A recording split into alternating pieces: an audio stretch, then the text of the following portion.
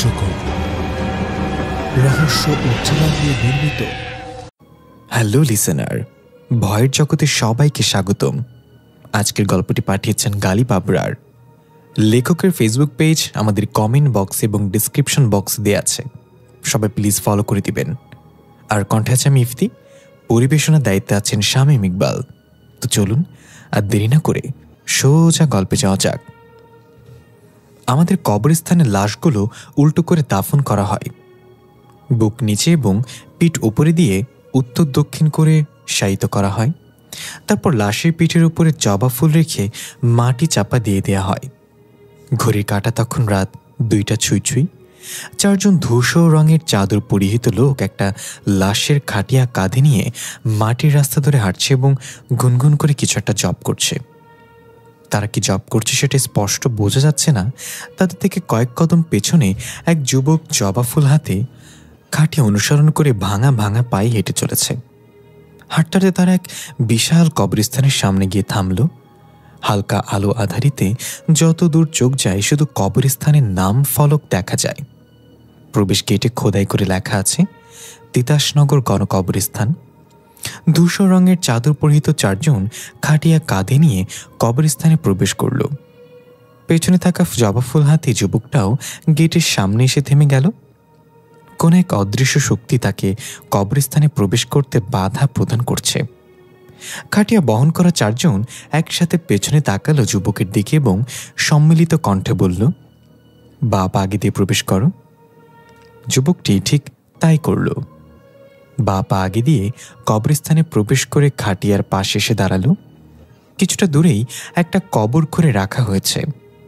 লাশের খাটিয়া সে কবরের পাশে নিয়ে রাখা হলো।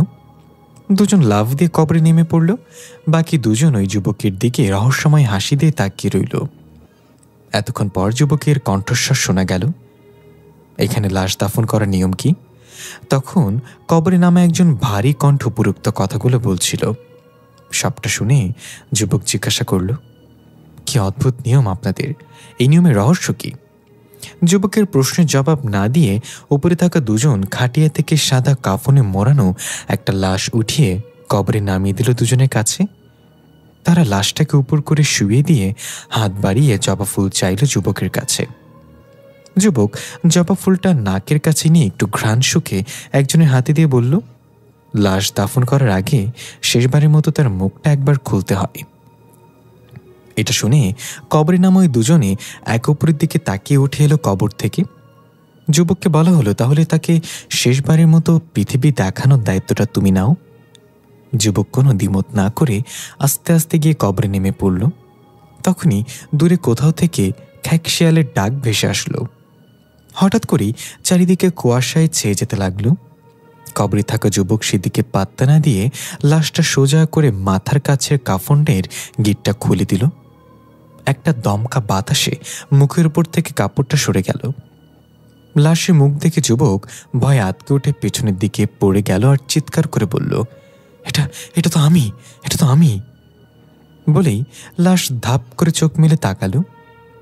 কবরের উপরে থাকা 4 জন সেই অস্পষ্ট পাঠ জপতে জপতে মাটি ফেলতে লাগলো কবরে। যুবক চিৎকার করে সাহায্য চেয়ে কবর থেকে উঠে আসার চেষ্টা করছে। তখনই লাশটা যুবকের পা ধরে ফেললো খপ করে আর ভয়ানকভাবে হাসতে হাসতে বলতে লাগলো, এটাই তোর ভবিষ্যৎ। যুবক ভয়ে ক্লান্ত হয়ে প্রাণপণে চেষ্টা করছে কবর থেকে উঠে আসার জন্য, কিন্তু তার পা যেন মাটির সাথে আটকে গিয়েছে। ধীরে ধীরে মাটি চাপা মাথা পর্যন্ত চলে আসলো। তারা 4 জন উপর থেকে মাটি ফেলেই যাচ্ছে। যুবকের নাক মুখ মাটি দিয়ে চাপা পড়ে গেল, শুধু এক হাত বাইরে বেরিয়ে আছে আর হালকা নড়ছে।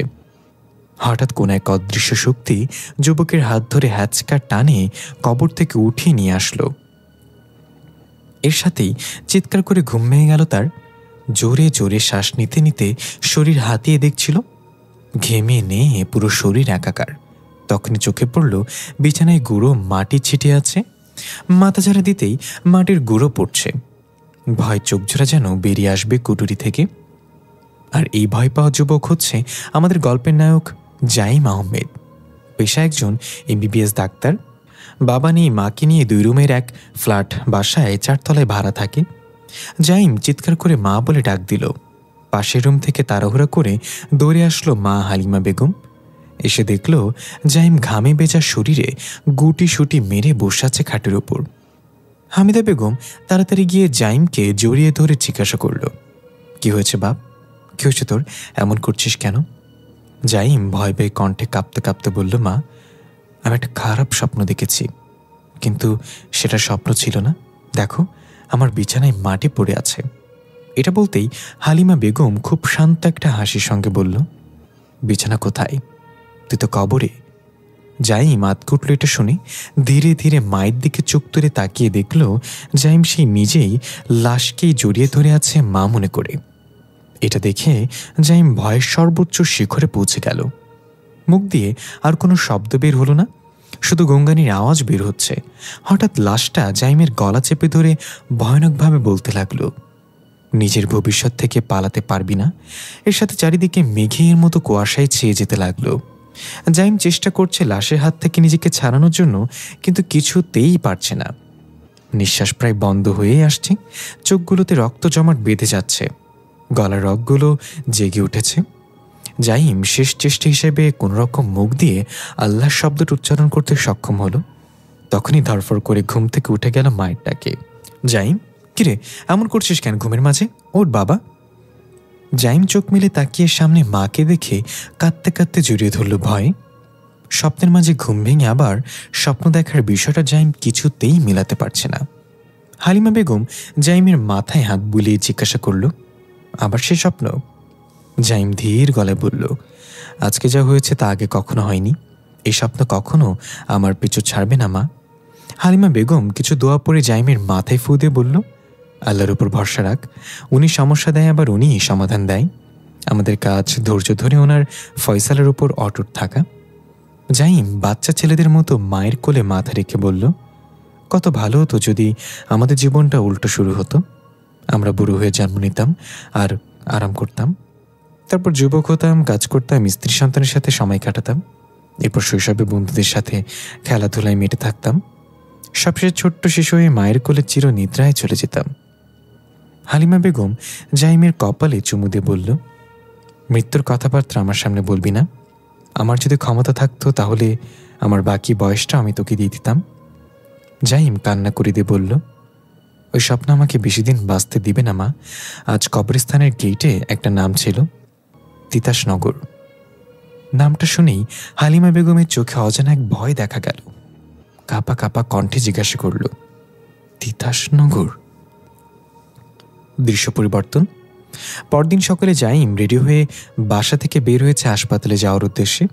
নিচেই গ্যারেজে রাখা জাইমের রয়্যাল এনফিল্ড মোটরসাইকেল। আঙ্গুলে চাবির ছড়া ঘোরাতে ঘোরাতে সিঁড়ি বেয়ে নামছিল। দ্বিতীয়তলা আসতেই নকশি করা দরজাটা খুলে গেল। দরজা দেখে বলে দেয়া যায় এটা বাড়িওয়ালার ফ্ল্যাট। জাইম থমকে দাঁড়ালো দরজা খোলার শব্দে।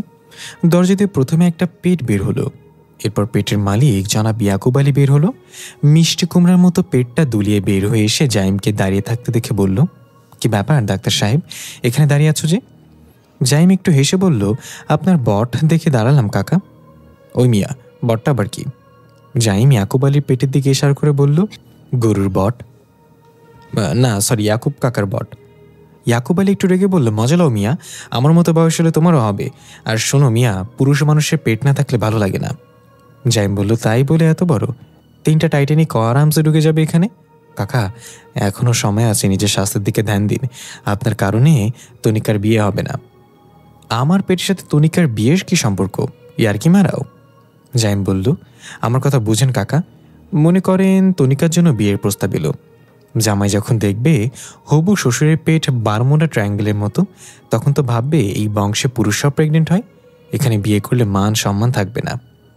ইয়াকুব আলী এবার হাসতে হাসতে বলল, আমার মেয়ের বিয়ের চিন্তা আমার থেকে তোমার বেশি, কিন্তু যাই করো তনিকাকে তোমার মোটরসাইকেলের পেছনে বসাতে পারবে না আমি বেঁচে থাকতে। জাইম হা করে বলল, কাকা আপনি কিন্তু আগের চেয়ে বুদ্ধিমান হয়ে যাচ্ছেন। আমি যে তনিকার জন্য এখানে দাঁড়িয়ে আপনার সাথে বক বক করছি এটা টপাক করে ধরে ফেললেন। ইয়াকুব আলী বলল, ধুর মিয়া, তুমি যে লেভেলের আইডিয়া ইউজ করো এগুলো 2 বছরের বাচ্চা বুঝে নিবে। একটু আপডেট হওয়া আপডেট। এই যুগে এসে 90 দশকের মতো ফ্লার্ট করলে চলবে নাকি? জাইম টাসকি খেয়ে বলল, কাকা তাহলে আপনি বলে দেন আমি কি করব? আমি কেন বলে দিব?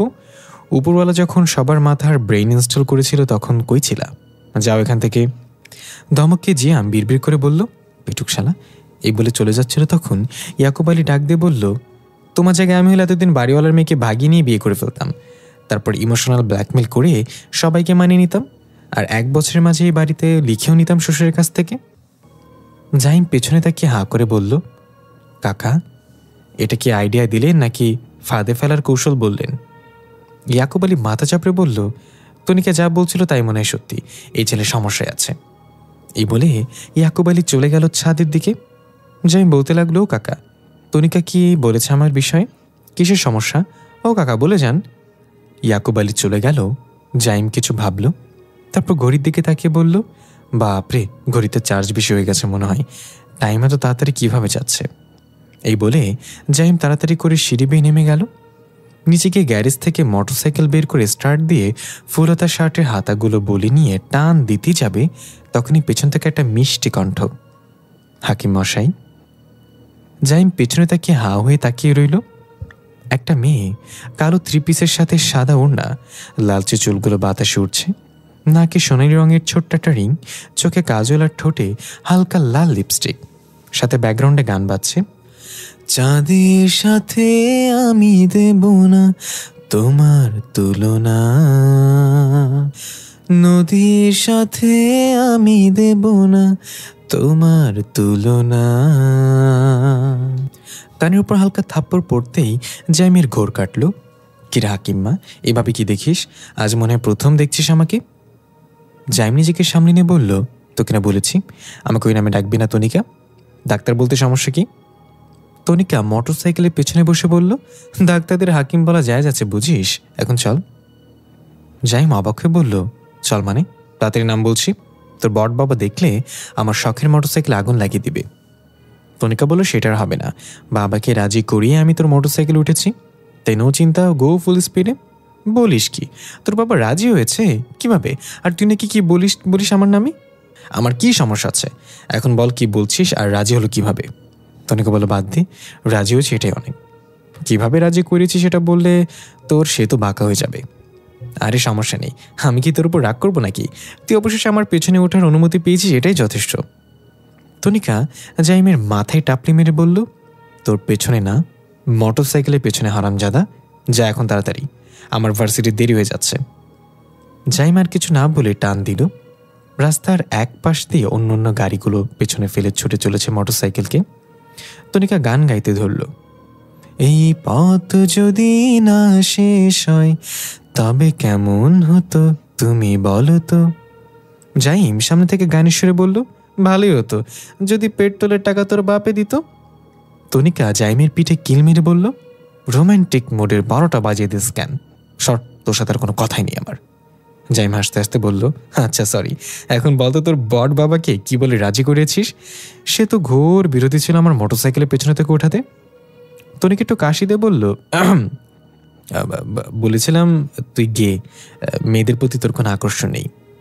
এটা শুনে দুম করে মোটরসাইকেলে ব্রেক কষল জাইম। তারপর রাগে কাঁপতে কাঁপতে পেছনে তাকিয়ে বলল, তনির বাচ্চা, আমি আজকে তো রক্ত খাবো রে। তনিকা মোটরসাইকেল থেকে নেমে দৌড় দিল আর বলল, হাকিম্মা তুই কিন্তু প্রমিস করেছিস আমার প্রতি রাগ করবি না। জাইম মোটরসাইকেল এক সাইডে রেখে তনিকার পিছু নিল আর বলতে লাগলো, তোর প্রমিসের গুষ্টি মারি, আজকে তোকে হাসপাতালে নিয়ে যদি গরু সুই না দিই তাহলে আমার নাম হাকিম্মা না, আই মিন জাইম না। তনিকা হাসতে হাসতে থেমে গেল। জাইম গিয়ে তনিকার কান ধরে বলল, তুই কামটা কিভাবে করলি? তাই বলে গে? তনিকা বলল, কান ছাড়, লাগছে তো, এটা ছাড়, সব আইডিয়া অ্যাপ্লাই করা শেষ, বাবা রাজি হয়নি তাই শেষে ভ্যাকসিন হিসেবে এটাই কাজ হয়েছে। হঠাৎ বিকট একটা শব্দ হলো। জাইম আর তনিকা চমকে গিয়ে সেদিকে তাকিয়ে দেখল একটা 5-6 বছরের বাচ্চা রক্তাক্ত অবস্থায় রাস্তার মাঝে পড়ে আছে, আর একটা বেপরোয়া প্রাইভেট কার দ্রুত গতিতে চলে গেল। সাথে সাথে সেখানে মানুষজন জড়ো হয়ে গেল। জাইম তাড়াতাড়ি দৌড়ে গিয়ে ভিড় ঠেলে বাচ্চাটার পাশে গিয়ে বসে হাতে নার্ভ চেক করে বলল, এখন বেঁচে আছে, তনিকা অ্যাম্বুলেন্স কল করো। এটা বলতে বাচ্চাটা নিবু নিবু চোখ খুলে জাইমের কনিষ্ঠ আঙ্গুলটা চেপে ধরে আস্তে আস্তে কিছু একটা বলল, যেটা জাইম বুঝতে পারল না। তাই কানে গিয়ে বাচ্চাটার মুখের কাছে নিয়ে শুনল সে, তিতাস নগর তোমার অপেক্ষায়। এক একটা বাচ্চা ছেলে ভুট্টা ক্ষেতের মাঝে পাখির ডানার মতো হাত দুটো মেলে দৌড়ে যাচ্ছে। সূর্য তখন রক্তিম আকার ধারণ করেছে, পশ্চিম আকাশে ঢলে পড়েছে। হঠাৎ বাচ্চাটার পেছনে একজোড়া পা দেখা গেল, এসে দাঁড়িয়েছে। আগুনে পোড়া ভয়ঙ্কর পা জোড়া বাচ্চাটার ফেলে যাওয়া পায়ের ছাপ দেখে দেখে পা ফেলে এগিয়ে আসতে লাগলো। বাচ্চাটা দৌড়ে থামিয়ে ধীরে ধীরে পেছনে ফিরে তাকিয়ে ভয়ে চিৎকার করে উঠল এবং দৌড় দিল প্রাণপণে। হঠাৎ চারিপাশ ঘন কুয়াশা আবৃত হয়ে যেতে লাগলো। শো শো করে ঠান্ডা বাতাস বইতে লাগলো। কিছু দূর যেতেই মাটির স্তূপের সাথে উষ্টা খেয়ে মুখ থুবড়ে পড়ে গেল বাচ্চাটা। ভয়ে ভয়ে পেছনে তাকিয়ে দেখল সেখানে কেউ নেই। একটু স্বস্তি নিয়ে আস্তে আস্তে উঠে দাঁড়িয়ে যখনই পেছনে তাকিয়ে দেখল সেখানে কেউ নেই। একটু স্বস্তি নিয়ে আস্তে আস্তে উঠে দাঁড়িয়ে যখনই সামনে তাকালো, এক ভয়ানক আগুনে পোড়া চেহারার অবয়ব হুঙ্কার দিয়ে তার উপর ঝাঁপিয়ে পড়ল। এর সাথে হাসপাতালের বেডে শুয়ে থাকা বাচ্চাটা ভয়ে চিৎকার দিয়ে হুঁশ ফিরে এলো। পাশে ছিল একজন নার্স, তার নাম ইনায়া। ইনায়া তাড়াতাড়ি গিয়ে বাচ্চাটাকে শান্ত করার চেষ্টা করল, কিন্তু বাচ্চাটা ছটফট করছে আর বলছে, আমাকে ছেড়ে দাও, আমি কাউকে কিছু বলবো না। ইনায়া কি করবে না করবে ভাবতে ভাবতে বাচ্চাটা হিংস্রভাবে গর্জন দিয়ে ইনায়ার গলা চেপে ধরে বলল, সবাইকে মরতে হবে, কেউ বাঁচবে না।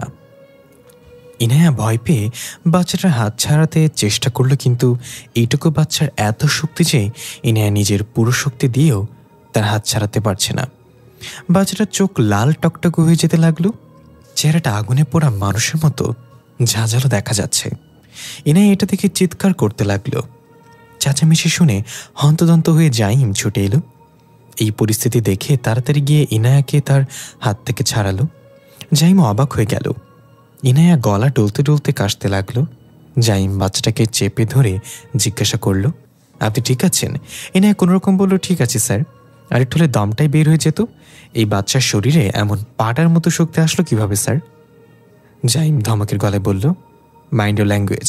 কোনো কথা না বলে তাড়াতাড়ি ঘুমের ইঞ্জেকশন পুশ করতে হবে ওকে। ওর মাথায় খুব চোট পেয়েছে অ্যাক্সিডেন্টে, নড়াচড়া করলে সমস্যা হয়ে যাবে। ইনায়া চলে গেল ঘুমের ইঞ্জেকশন আনতে।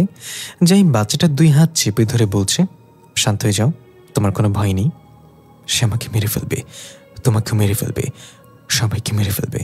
তাকে বলো আমি কাউকে কিছু বলবো না, আমাকে বাঁচাও। বাচ্চাটার এমন অদ্ভুত আচরণে জাইমও খুব ভয় পেয়ে গেল। সে কার কথা বলছে? কে মারবে তোমাকে? তুমি শান্ত হও, আমাকে বলো কে সে। এর মাঝে ইনায়া চলে এলো ইঞ্জেকশন নিয়ে। জাইম শক্ত করে ধরে রাখলো বাচ্চাটাকে। ইনায়া কাঁপা কাঁপা হাতে ইঞ্জেকশন ফিল করতে লাগলো। জাইম বলল, এ কি, আপনার হাত কাঁপছে কেন? এই সামান্য দৃশ্য দেখে এত ভয় পেয়ে গেলেন? আপনাকে নার্স হওয়ার সার্টিফিকেট কে দিয়েছে? দিন, আমার কাছে দিন। আপনি শক্ত করে বাচ্চাটাকে ধরুন। ইনায়া ইঞ্জেকশনটা জাইমের হাতে দিয়ে ভয়ে ভয়ে বাচ্চাটাকে ধরল।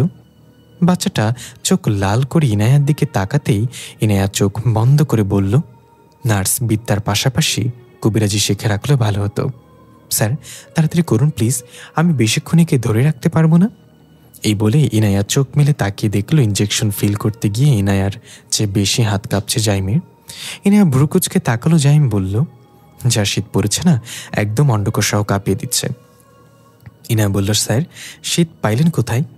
বাইরে যে রোদ উঠেছে তাতে মুরগির কি থেকে ডিম নিচে পড়তে পড়তে বাচ্চা হয়ে যাবে হিটে।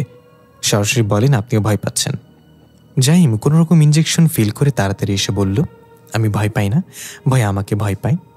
এখন তাকে ভালো করে ধরে রাখেন, এদিক সেদিক হলে কিন্তু ভুলভাল জায়গায় ঢুকে যাবে সুই।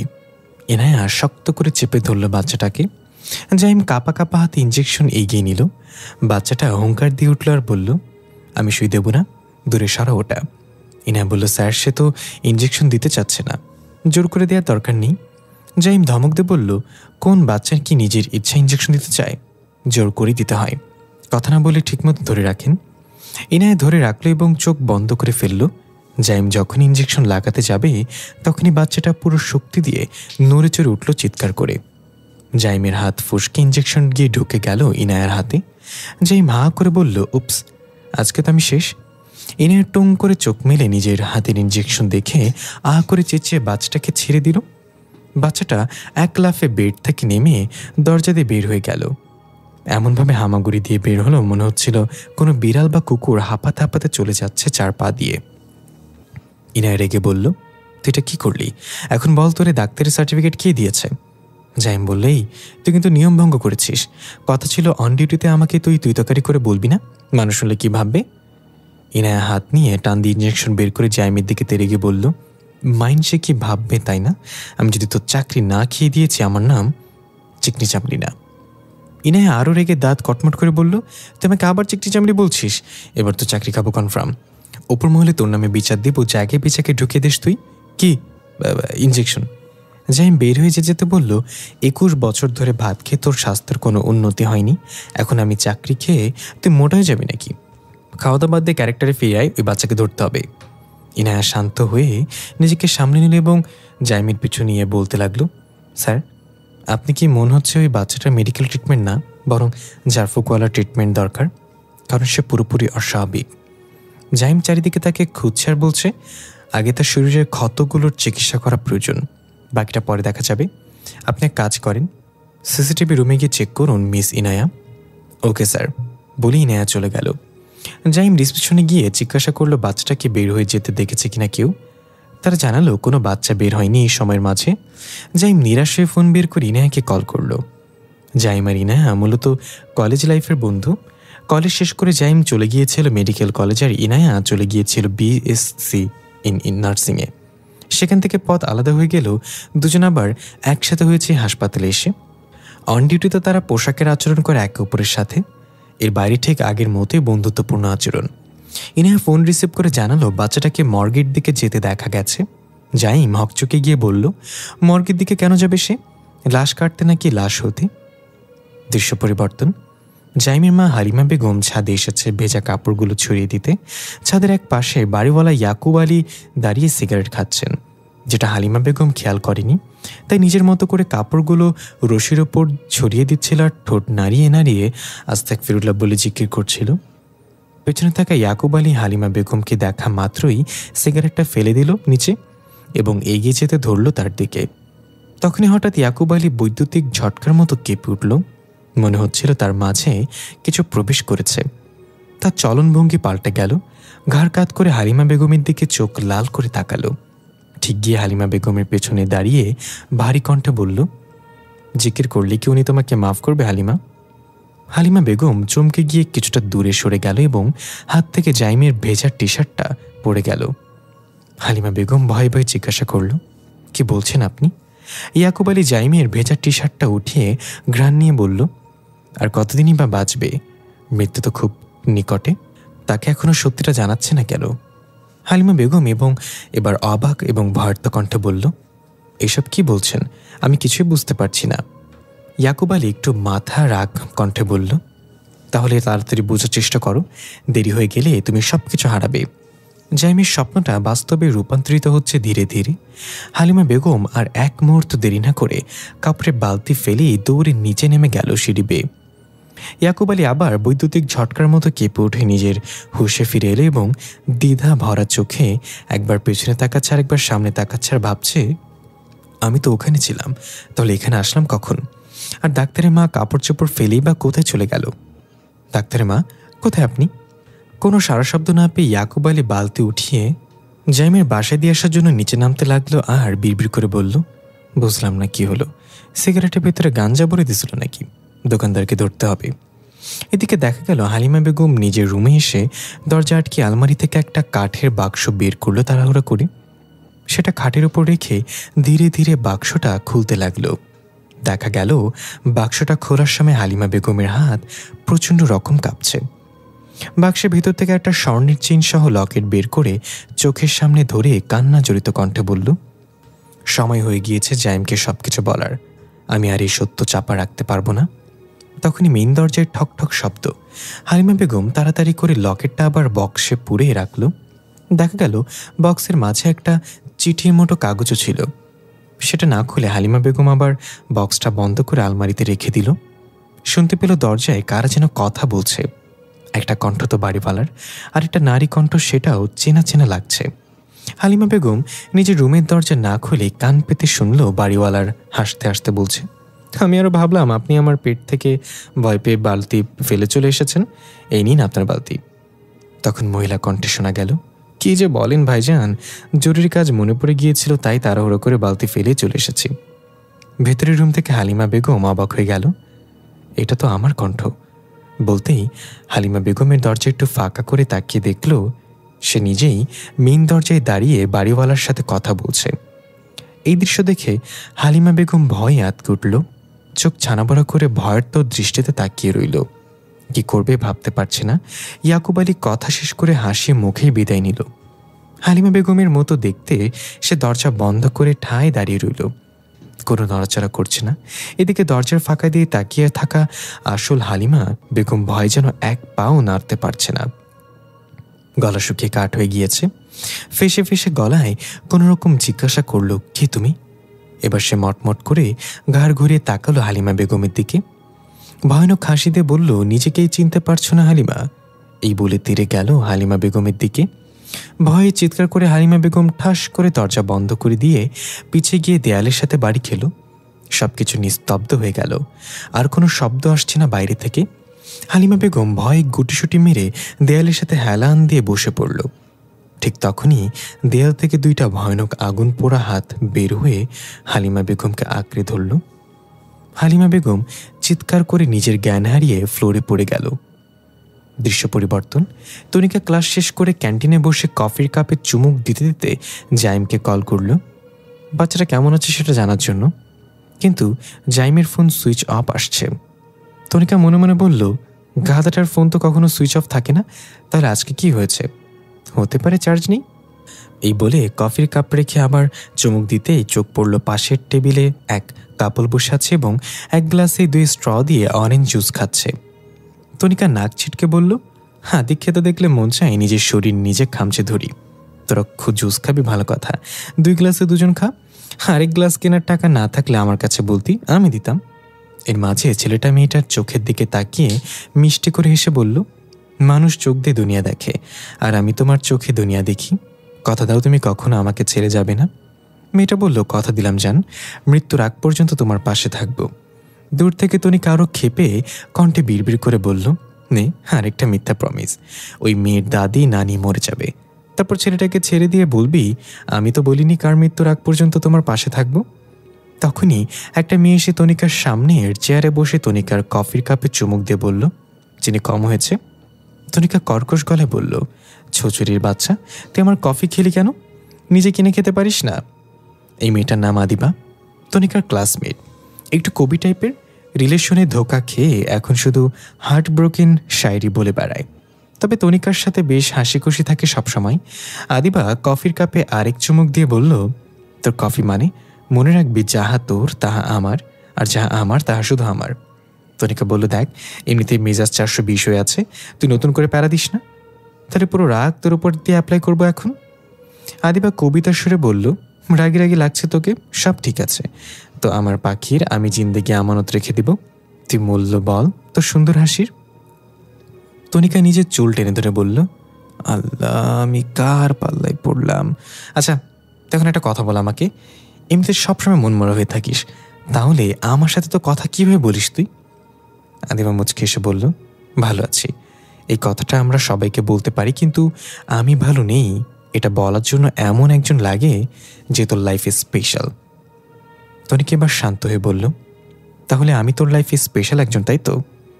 আদিবা মাথা নেড়ে সম্মতি দিল। তনিকা জিজ্ঞাসা করল, তার কথা এখনো মনে পড়ে তোর? আদিবা যন্ত্রণা মাখা মুচকে হাসি দিল। এই হাসির মাঝে লুকিয়ে আছে অগণিত কষ্ট, যেটা তনিকা খুব ভালোভাবে অনুভব করতে পারল। তনিকা আবার জিজ্ঞাসা করল, এই হাসির মানে কি? আদিবা বলল, অনেকে মনে পড়ে তাকে, মৃত্যু তো মানুষের ভয়, স্মৃতির না। তনিকা আদিবার হাত ধরে বলল, মন খারাপ করিস না, আরেক কাপ কফি খাবি? আদিবা চোখের কোনো অশ্রু মুছে বলল, চিনি বাড়িয়ে দিতে বল।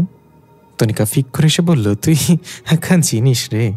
এই বলে ক্যান্টিনের জানলা দিয়ে রাস্তার দিকে চোখ যেতেই তনিকা দেখল জাইম তাড়াহুড়া করে হেঁটে কোথাও যাচ্ছে। তনিকা অবাক হয়ে বলল, জাইম এখানে কি করছে?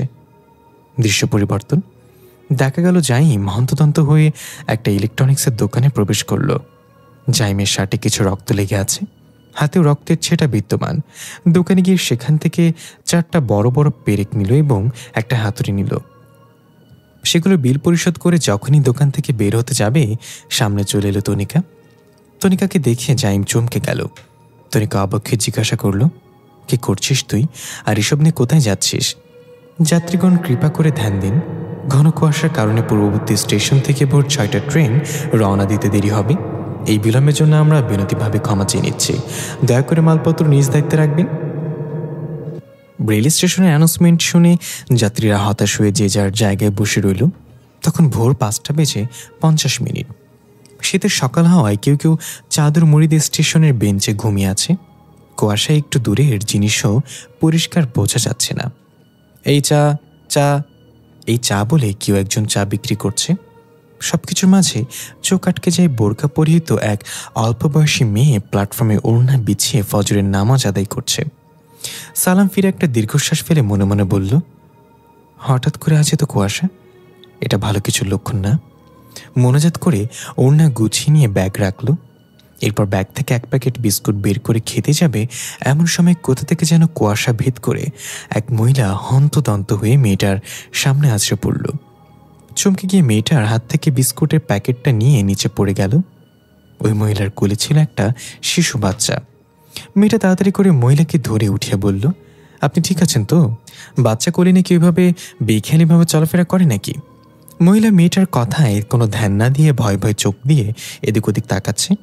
মেয়েটা খেয়াল করলো মহিলার শরীরে বিভিন্ন জায়গায় আঘাতের চিহ্ন, চেহারা থেকে চুপচুপ রক্ত গড়িয়ে পড়ছে। বাচ্চাটা কোলে ঘুমিয়ে আছে। মেয়েটা অবাক হয়ে জিজ্ঞাসা করল, কি হয়েছে আপনার? কেউ কি আপনার কিছু করেছে? আমাকে বলুন। মহিলা এবার তাড়াহুড়ো করে বাচ্চাটাকে মেয়েটার কোলে ঠেলে দিল। মেয়েটা না চাইতেও বাচ্চাটাকে কোলে নিয়ে বলল, আরে কি করছেন আপনি? কি হচ্ছে সেটা তো বলবেন। মহিলা কিছু না বলে চোখ বন্ধ করে ফেলল এবং কিছু একটা আঁচ করল। মহিলার মস্তিষ্কে আমরা দেখতে পাই কিছু মানুষ কুয়াশার মাঝে আগুনের মশাল হাতে নিয়ে জঙ্গলে কাউকে খুঁজে বেড়াচ্ছে। ধাপ করে চোখ মেলে মহিলা মেয়েটার হাত ধরে বলল, আমার বাচ্চাকে একটু রেখো তোমার কাছে। এ বলে শাড়ির আঁচলের মধ্য থেকে একটা কাঠের বাক্স বের করে মেয়েটার হাতে দিয়ে বলল, আমি যদি ফিরে না আসি তাহলে এই বাক্সের মধ্যে থাকা চিঠির ঠিকানায় আমার বাচ্চাকে পৌঁছে দিও। মেয়েটা হতবাক হয়ে কিছু বলার আগেই মহিলা তাড়াহুড়া করে চলে গেল। আরে কথা তো শুনেন আমার, আমি এই দায়িত্ব নিতে পারবো না, আপনার বাচ্চা আপনি নিয়ে যান। আজব তো। কিন্তু মহিলা কোনো কথা জবাব না দিয়ে কুয়াশার মাঝে মিলিয়ে গেল। মেয়েটা ঘুমন্ত বাচ্চাটাকে কোলে নিয়ে কি করবে না করবে ভাবতে ভাবতে বসে পড়ল বেঞ্চে। মনে মনে বলতে লাগলো, আল্লাহ, এখন বিপদে ফেলে দিল আমাকে। এই বাচ্চাকে নিয়ে আমি কি করবো এখন? 1 বছর পর বাড়ি ফিরছি, বাড়ির মানুষ আমাকে ভুল বুঝবে এই বাচ্চা নিয়ে গেলে। কেউ আমার কথা বিশ্বাস করবে না। এর চেয়ে ভালো বাচ্চাটাকে পুলিশ স্টেশনে দিয়ে আসি আর সত্যিটা খুলে বলি, সাথে ঠিকানা লেখা বাক্সটাও। হ্যাঁ, এটাই ভালো হবে। তখন বাচ্চাটা একটু কেঁদে উঠল ঘুমের মাঝে। মেয়েটা এই প্রথম বাচ্চাটার মুখের দিকে ভালো করে তাকালো।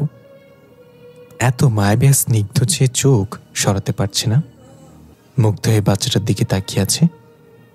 ঘুমের মাঝে একটু একটু করে ঠোঁট নাড়ছে দেখে নিজের অজান্তেই হেসে ফেলল মেয়েটা। আঙ্গুল দিয়ে গালে স্পর্শ করে মেয়েটা বলল, জানি না কে তুমি, তোমার মা কেন তোমাকে আমার কাছে দিয়ে গেল। দোয়া করো খুব তাড়াতাড়ি যেন ফিরে আসে, না হলে তোমাকে পুলিশ স্টেশনে রেখে আসতে আমার কষ্ট হবে। মেয়েটা বারবার আশেপাশে তাকাচ্ছে বাচ্চার মা এলো কিনা দেখতে। কোথাও কোনো নামগন্ধ নেই। মেয়েটা বেশ চিন্তায় পড়ে গেল। এটুকু বাচ্চা রেখে ওই মহিলা কোথায় গেল, আর তার সাথে কি হয়েছিল, সে আহত ছিল কেন? এসব ভাবতে ভাবতে ট্রেনের হুইসেল শোনা গেল। ট্রেন চলে এসেছে। মেয়েটা উঠে দাঁড়ালো এবং একটু হেঁটে সামনে গিয়ে ওই মহিলার খোঁজ করতে লাগলো। ট্রেনটা এখনও স্টেশনে এসে পৌঁছায়নি। ঝিকঝিক ঝিকঝিক শব্দ করে ছুটে আসছে কুয়াশা ভেদ করে। তখনই চোখে পড়ল ওই মহিলা রেল লাইনে দাঁড়িয়ে আছে। ট্রেন প্রায় চলে এসেছে। মেয়েটার আর বুঝতে বাকি রইল না মহিলা আত্মহত্যা করতে যাচ্ছে। ভয় পেয়ে মেয়েটা চিৎকার করে বলল, কি করছেন আপনি? সরে যান, ট্রেন চলে এসেছে, আপনার বাচ্চাকে নিয়ে যান। এই বলেই মেয়েটা দৌড়ে মহিলার নিকট যেতে লাগলো। ট্রেন খুব কাছাকাছি আসতে মহিলাটা মেয়েটার দিকে এক অসহায় দৃষ্টিতে তাকিয়ে হাত নাড়িয়ে বিদায় জানালো। বিকট শব্দে ট্রেনের সাথে বাড়ি খেয়ে মহিলা ছিটকে গিয়ে অন্য পাশে পড়ল। এর সাথে এক চিৎকারে ধরফর করে উঠে বসল হালিমা বেগম। দেখা গেল ঠিক তার সামনে বসে আছে আরেক হালিমা বেগম ভয়ানক হাসি দিয়ে। হালিমা বেগম ভয়ে চিৎকার করতে করতে যাবে তার আগেই এক ঝটকায় অবয়ব মহিলা হালিমা বেগমের কাছে এসে মুখ চেপে ধরে বলল, কি সবকিছু মনে পড়তে শুরু করেছে তাই না? হালিমা বেগম ঝেটকা মেরে তার হাত সরিয়ে চোখ বন্ধ করে জোরে চিৎকার দিল। এরপর আর কোনো শব্দ না পেয়ে ধীরে ধীরে চোখ মেলে তাকিয়ে দেখল সামনে কেউ নেই। হাঁপাতে হাঁপাতে নিজেকে সামনে নিয়ে হালিমা বেগম কোনো মতো উঠে দাঁড়ালো। মাথাটা ঝিনঝিন করছে, এসে চলা সত্ত্বেও ভাবসা গরম বইছে রুমে।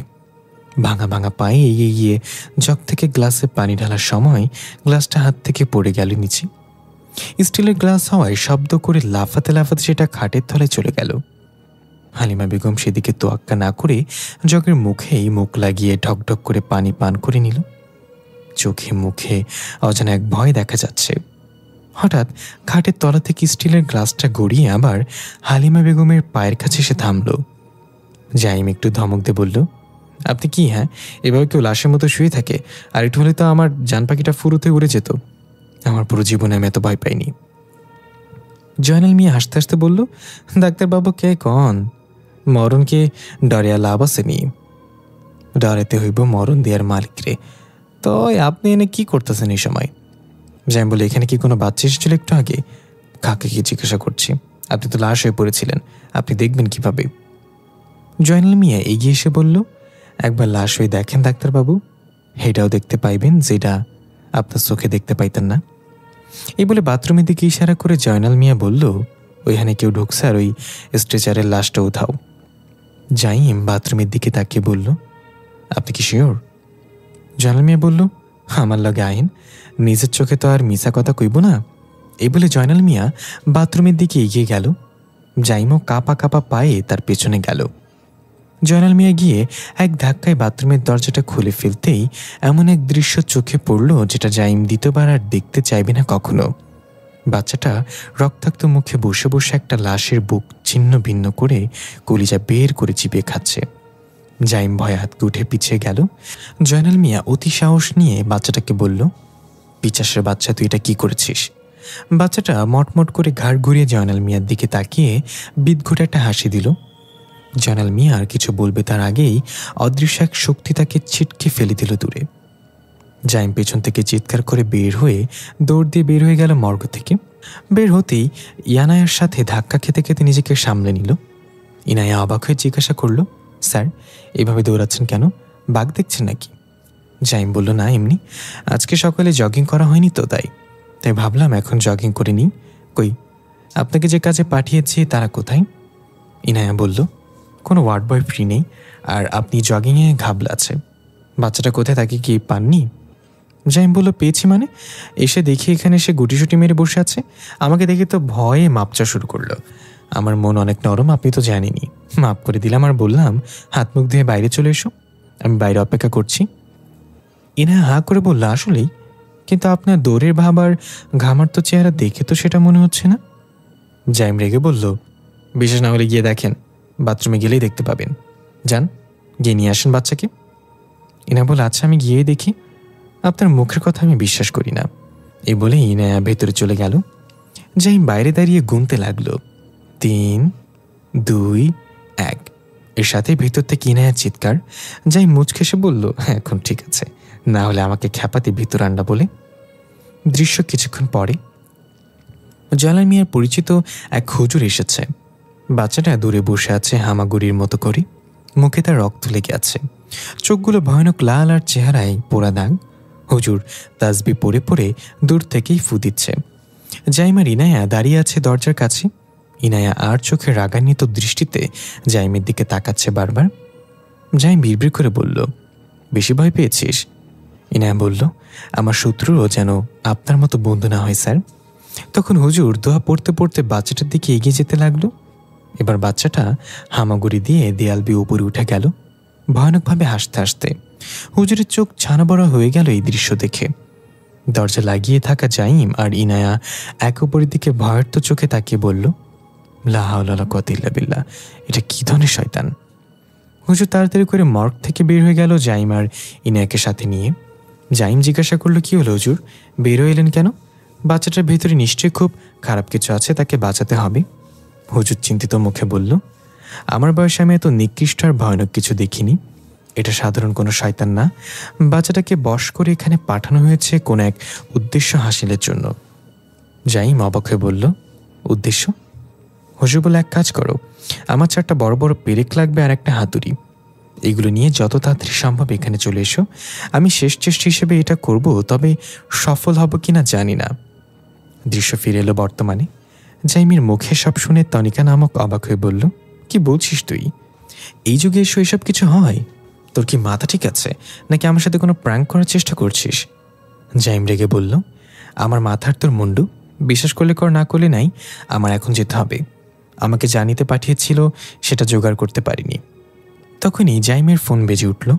পকেট থেকে ফোনটা বের করে দেখল জাইমের মা কল দিয়েছে। জাইম একটু চিন্তিত চেহারায় বলল, এই সময় মা কল দিল কেন?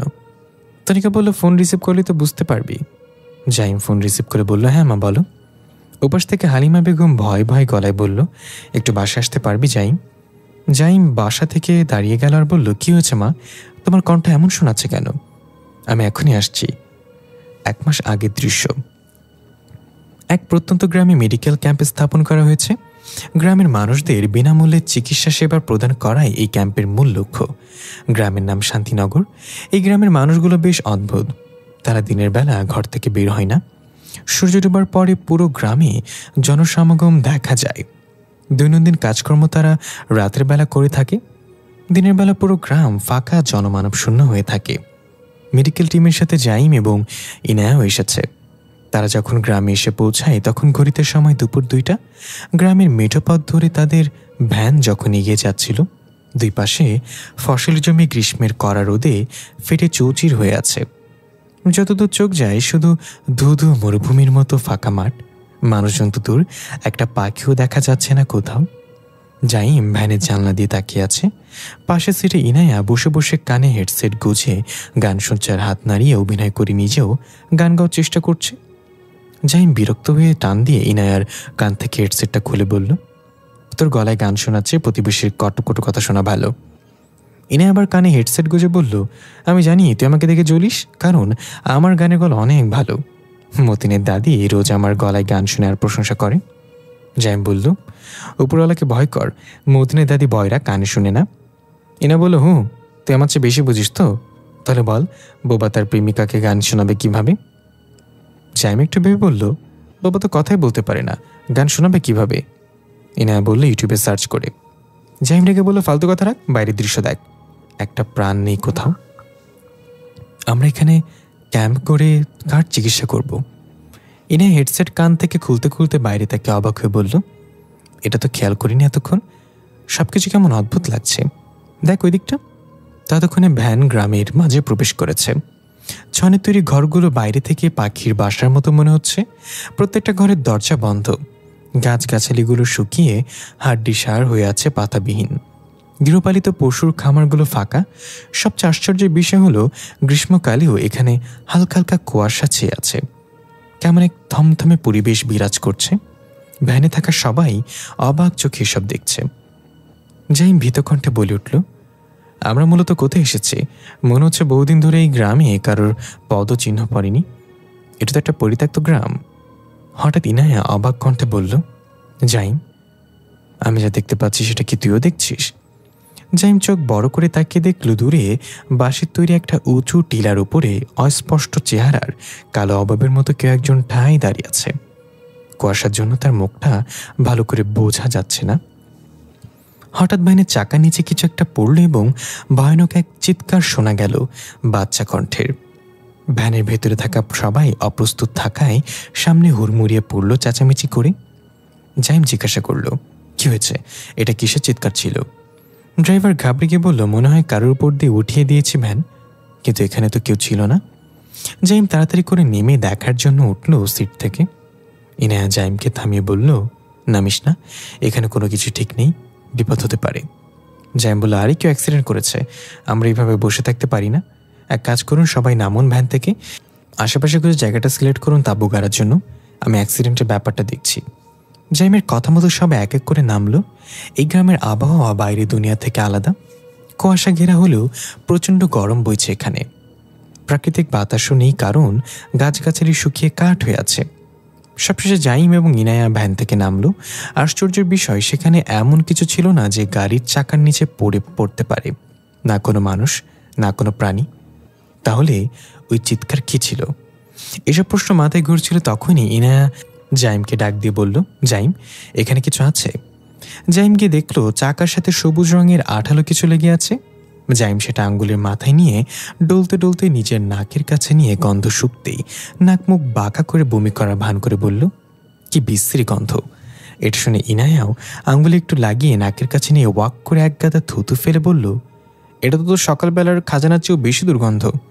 জাইম বলল, চুপ কর, চলো এই টিলার উপরে দাঁড়িয়ে থাকা ভদ্রলোককে কিছু জিজ্ঞাসা করে আসি। ইনা বলল, কোন টিলা, কোন ভদ্রলোক? জাইম তাকে দেখল সেখানে না আছে কোনো টিলা, না আছে কোনো অবয়ব। তাহলে ওটা কি চোখের ভুল ছিল? ইনা বলল, আমি এখানে এক মুহূর্তেও থাকবো না ভাই, কোনো ক্যাম্প করার দরকার নেই, আমরা এখনই ফিরে যাব। এটা শান্তিনগর না, ভূতনগর। জাইম বলে, এই গ্রামের নাম এই জন্যই শান্তিনগর। কোনো কোনো হল নেই, শব্দ নেই, একদম নিরিবিলি। তখন ইনায়া ঠাস করে পাদ মেরে বলল, কে বলেছে শব্দ নেই? জাইম নাক কুচকে মুখ বাঁ করে বলল, ছি, ভ্যান তো থেমে আছে, তোর হর্ন মারা দরকার কি এখন? ইনা বলল, চুপ কর, এখন আমার কথা শোন, আমরা এখানে এক মুহূর্তেও থাকছি না, সবাইকে ডাক দে, আমরা ফিরে যাচ্ছি এক্ষুনি। জাইম বলল, তবে আমার কিন্তু ভালোই লাগছে। ইটপাথরের শহরের কোলাহল থেকে এই প্রত্যন্ত নিস্তব্ধ গ্রামে অদ্ভুত এক শান্তি আছে। এসে যেহেতু গিয়েছি, তাহলে আজকের রাতটা তো এখানে থেকে যাই। এমনিতে এখানে কোনো জনমানব নেই, আমাদের কোনো কাজও নেই। এই বলে জাইম একদিকে হাঁটতে হাঁটতে চলে গেল। ইনায়া জাইমের পিছু যেতে বলল, আমি আজকে মরেছি। সেদিন যদি বাপমার কথা শুনতাম তাহলে আজকে এই বিপদে পড়তে হতো না। জাইম জিজ্ঞাসা করল, কি বলেছিল তোর বাপমা? ইনা বলল, জানি না, বললে আমি তাও শুনি নাই। জাইম হাসতে হাসতে বলল, আচ্ছা রাগ করিস না, আজকে এখানে থেকে কাল চলে যাব শিওর। এতদূর জার্নি করে এসে এখন আবার ফিরে যাওয়ার কারোর শরীরে সাই দিবে না, একটু রেস্ট দরকার সবার। ইনা বলল, কাল পর্যন্ত বাঁচলে তো? জাইম বলল, আরে বাঁচবি, শয়তান এত তাড়াতাড়ি মরে না। ইনাই রেগে বলল, শয়তান হবে তোর বউ? শোন না, আমার কেমন যেন অস্বস্তি ফিল হচ্ছে। ঠিক এমন ফিল হয়েছিল যখন আমার খালাতো বোন আদিবাকে জিনে আসর করেছিল। আমি ওর আশেপাশে থাকলেই আমার এমন ফিল হতো, এখন সেটাই হচ্ছে। জাইম বলল, দেখ, জিন আমাদের মধ্যে আল্লাহর এক ভিন্ন সৃষ্টি। হ্যাঁ, তাদের কিছু স্পেশাল পাওয়ার আছে, তবে আমাদের সৃষ্টিকর্তা কিন্তু একজনই। সবাইকে ওই একজনের কাছেই ফিরে যেতে হবে। তাই এখন মন থেকে এসব ভয় আর অস্বস্তি ঝেড়ে ফেলে দে, শান্তিনগরের শান্তিটা ফিল কর। তখনই একজন জুনিয়র এসে জানালো, ডাক্তার জাইম, আমরা তাঁবু স্থাপন করার জন্য নির্দিষ্ট একটা জায়গা সিলেক্ট করেছি। ওইদিকে একটা লেক আছে, সেখানে সবাই তাঁবু স্থাপন করবে ভাবছে, আপনারা আসুন। জাইম সহমত জানিয়ে আসছে বলে তার সাথে হাঁটা দিল। ইনায় অস্বস্তিতে ভুগছে সেটা তার চেহারা দেখে বোঝা যাচ্ছে। হঠাৎ জাইম খেয়াল করলো সামনে হাঁটতে থাকা ওই জুনিয়রের কাঁধে থেকে ওপরে পানি জাতীয় কিছু পড়ল। জাইম ভালো করে লক্ষ্য করে দেখল এটা সেই সবুজ আঠালো জিনিসটা যেটা ভ্যানের চাকায় ছিল। জাইম ইনায়াকে সেটা দেখানোর জন্য পেছনে তাকিয়ে বলতে যাবে, ইনায়া দেখ, তখনই দেখল ইনায়া থমকে দাঁড়িয়ে ওপরের দিকে তাকিয়ে আছে ঘাবড়ানো চোখে। জাইম অবাক হয়ে ইনায়া বলে তার দৃষ্টি অনুসরণ করে উপরে তাকিয়ে থাওয়া হয়ে গেল। ভয় চোখ জোড়া ছানা বড়া হয়ে গেল। বাদুরের মতো একটা প্রাণী হাওয়ায় ভেসে আছে মাথার উপর, তবে সেটা সাইজে বাদুরের 3 গুণ। তার মুখ থেকে আঠালো পানীয়টা বেয়ে পড়ছে। ভয়ানকভাবে লাল চক্ষু দিয়ে তাকিয়ে গড়গড় করে মুখ দিয়ে শব্দ করছে। সামনে থাকা জুনিয়র এই দৃশ্য দেখে এক চিৎকার দিল। সাথে সাথে ওই প্রাণীটা ঠিক সেভাবেই চিৎকার করে জুনিয়রের উপর ঝাঁপিয়ে পড়ল, যেভাবে ভ্যানের চাকার নিচে কিছু পড়ার পর চিৎকার শোনা গিয়েছিল। এর সাথে দৃশ্য বর্তমানে ফিরে এলো। জাইম তার মোটরসাইকেলের নিয়ন্ত্রণ হারাতে হারাতে কোনো রকম বেঁচে গেল। ওভার স্পিডে ড্রাইভ করে জাইম বাসার দিকে ছুটে যাচ্ছে। জাইম মনে মনে বলল, ওই গ্রাম থেকে ফিরে আসার পরই এসব অদ্ভুত কর্মকাণ্ড শুরু হয়েছে। আগে তো জিনিসগুলো শুধু স্বপ্নের মাঝে সীমাবদ্ধ ছিল, এখন বাস্তবে রূপ নিচ্ছে। ওই গ্রামের সাথে নিশ্চয়ই এর কোনো কানেকশন আছে। এর মাঝে জাইমের ফোন বেজে উঠল আবার। ড্রাইভ করা অবস্থাতেই কোনো রকম ফোন রিসিভ করল। ওপাশ থেকে ইনায়া বলল, স্যার কোথায় আপনি? হুজুর অপেক্ষা করে আছে জিনিসগুলোর জন্য। জাইম বলল, আমি সেগুলো জোগাড় করতে পারি, তবে তনিকা সেগুলো জোগাড় করে খুব তাড়াতাড়ি পৌঁছে যাবে হাসপাতালে, আর আমি এখন বাসায় যাচ্ছি। মা কল দিয়েছিল, মায়ের কণ্ঠ শুনে বুঝতে পেরেছি কিছু একটা হয়েছে। আপনি প্লিজ ওই দিকটা সামলে নিন মিস ইনায়া। ওপাশ থেকে ইনায়া বলল, ঠিক আছে, আপনি তাড়াতাড়ি মায়ের নিকট যান, আমি এদিকটা দেখছি, চিন্তা করবেন না। পরবর্তী দৃশ্যে দেখা যায় জাইম দৌড় দিয়ে সিঁড়ি বেয়ে উঠছে। 4 তলায় পৌঁছে দেখতে পেল বাসার মেইন দরজা খোলা। ঘরের ভেতর থেকে টিভির আওয়াজ আসছে। জাইম হাঁপাতে হাঁপাতে ধীর পায়ে বাসায় প্রবেশ করল। চাপা গলায় ডাক দিল, মা কোথায় তুমি? কিচেন থেকে জবাব এলো, কে? জাইম নাকি? এই সময় বাসায় এলি যে? জাইম এগিয়ে গেল কিচেনের দিকে। গিয়ে দেখলো মা মুরগির মাংস রান্না করছে। জাইম পেছনে গিয়ে দাঁড়ালেও হালিমা বেগম একবারও জাইমের দিকে ফিরে দেখল না। সে চুলার দিকে মুখ করে কড়াইয়ের মাংসগুলো নাড়ছিল। জাইমের নাকি উদ্ভট একটা গন্ধ এসে লাগলো। এটা নিশ্চয়ই মুরগির মাংসের গন্ধ না? জাইম বলল, মা কি হয়েছে তোমার? কল করেছিলে কেন? হালিমা বেগম অন্যদিকে ফিরে মাংস নাড়তে নাড়তে বলল, কই, আমি তো কোনো কল করিনি, আর তোকে বাসাতে আসতেও বলিনি।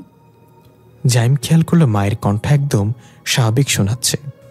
ফোনে যেরকম ভয় পাওয়ার কণ্ঠ শোনাচ্ছিল, এখন তার সম্পূর্ণ বিপরীত। জাইম একটু অবাক হয়ে বলল, না তুমিই তো কল করে আমাকে বাসায় আসতে বললে। দেখে আমার দিকে তাকাও তো, আর কি রান্না করেছো? এরকম বাজে গন্ধ আসছে কেন? হালিমা বেগম একটা চাপা হাসির সাথে বলল, এটা তোর জন্য রান্না করছি না, এটা আমি খাবো। জাইম আর কিছু বলতে যাবে তার আগেই পেছন থেকে একটা কাপা কণ্ঠ ভেসে আসলো, জাইম। জাইম চমকে গিয়ে পেছনে তাকিয়ে দেখলো মা দাঁড়িয়ে আছে কিছুটা দূরে, চেহারায় আতঙ্কের ছাপ, হাত পা থরথর করে কাঁপছে। জাইম আতঙ্কে উঠে মা বলে ধীরে ধীরে ঘাড় ঘুরিয়ে সামনে তাকিয়ে দেখলো রান্না করতে থাকা সে ভয়ানক হাসি দিয়ে জাইমের ঠিক চোখের সামনে চলে এসেছে। জাইম চিৎকার দিয়ে পেছনে গিয়ে মায়ের সাথে ধাক্কা খেয়ে উল্টো পড়ে গেল আর বলল, মা এগুলো কি হচ্ছে? দ্বিতীয়টা তুমি ঘরে এলে কিভাবে? তুমি কি আসল নাকি? হালিমা বেগমও ভয় জাইমকে জড়িয়ে ধরে বলল, আমি জানি না এগুলো কি হচ্ছে, আমি পালানোর চেষ্টা করেও পারিনি। দরজার কাছ থেকে কেউ আমাকে টেনে ঘরে ভেতরে এনে আঁচড়ে ফেলে। জাইম তাকিয়ে দেখলো সামনে আর কেউ নেই, ওই ভয়ানক জিনিসটা অদৃশ্য হয়ে গিয়েছে। জাইম আস্তে আস্তে উঠে বলল, মা এগুলো তখন থেকে বাস্তবে রূপ নেওয়া শুরু করেছে যখন আমি ওই গ্রামে গিয়েছিলাম। সেখান থেকে নিশ্চয়ই কিছু না কিছু আমি সাথে করে নিয়ে এসেছি। তখনই কিচেনে ধোয়া দেখা গেল, কড়াই কিছু একটা পুড়ছে, বাজে একটা গন্ধ পুরো ঘরে ছড়িয়ে পড়ল। জাইম আর হালিমা বেগম আস্তে আস্তে কিচেনের দিকে গেল। জাইম হাত দিয়ে বাতাস করে ধোঁয়া সরিয়ে চুলা অফ করে দিল।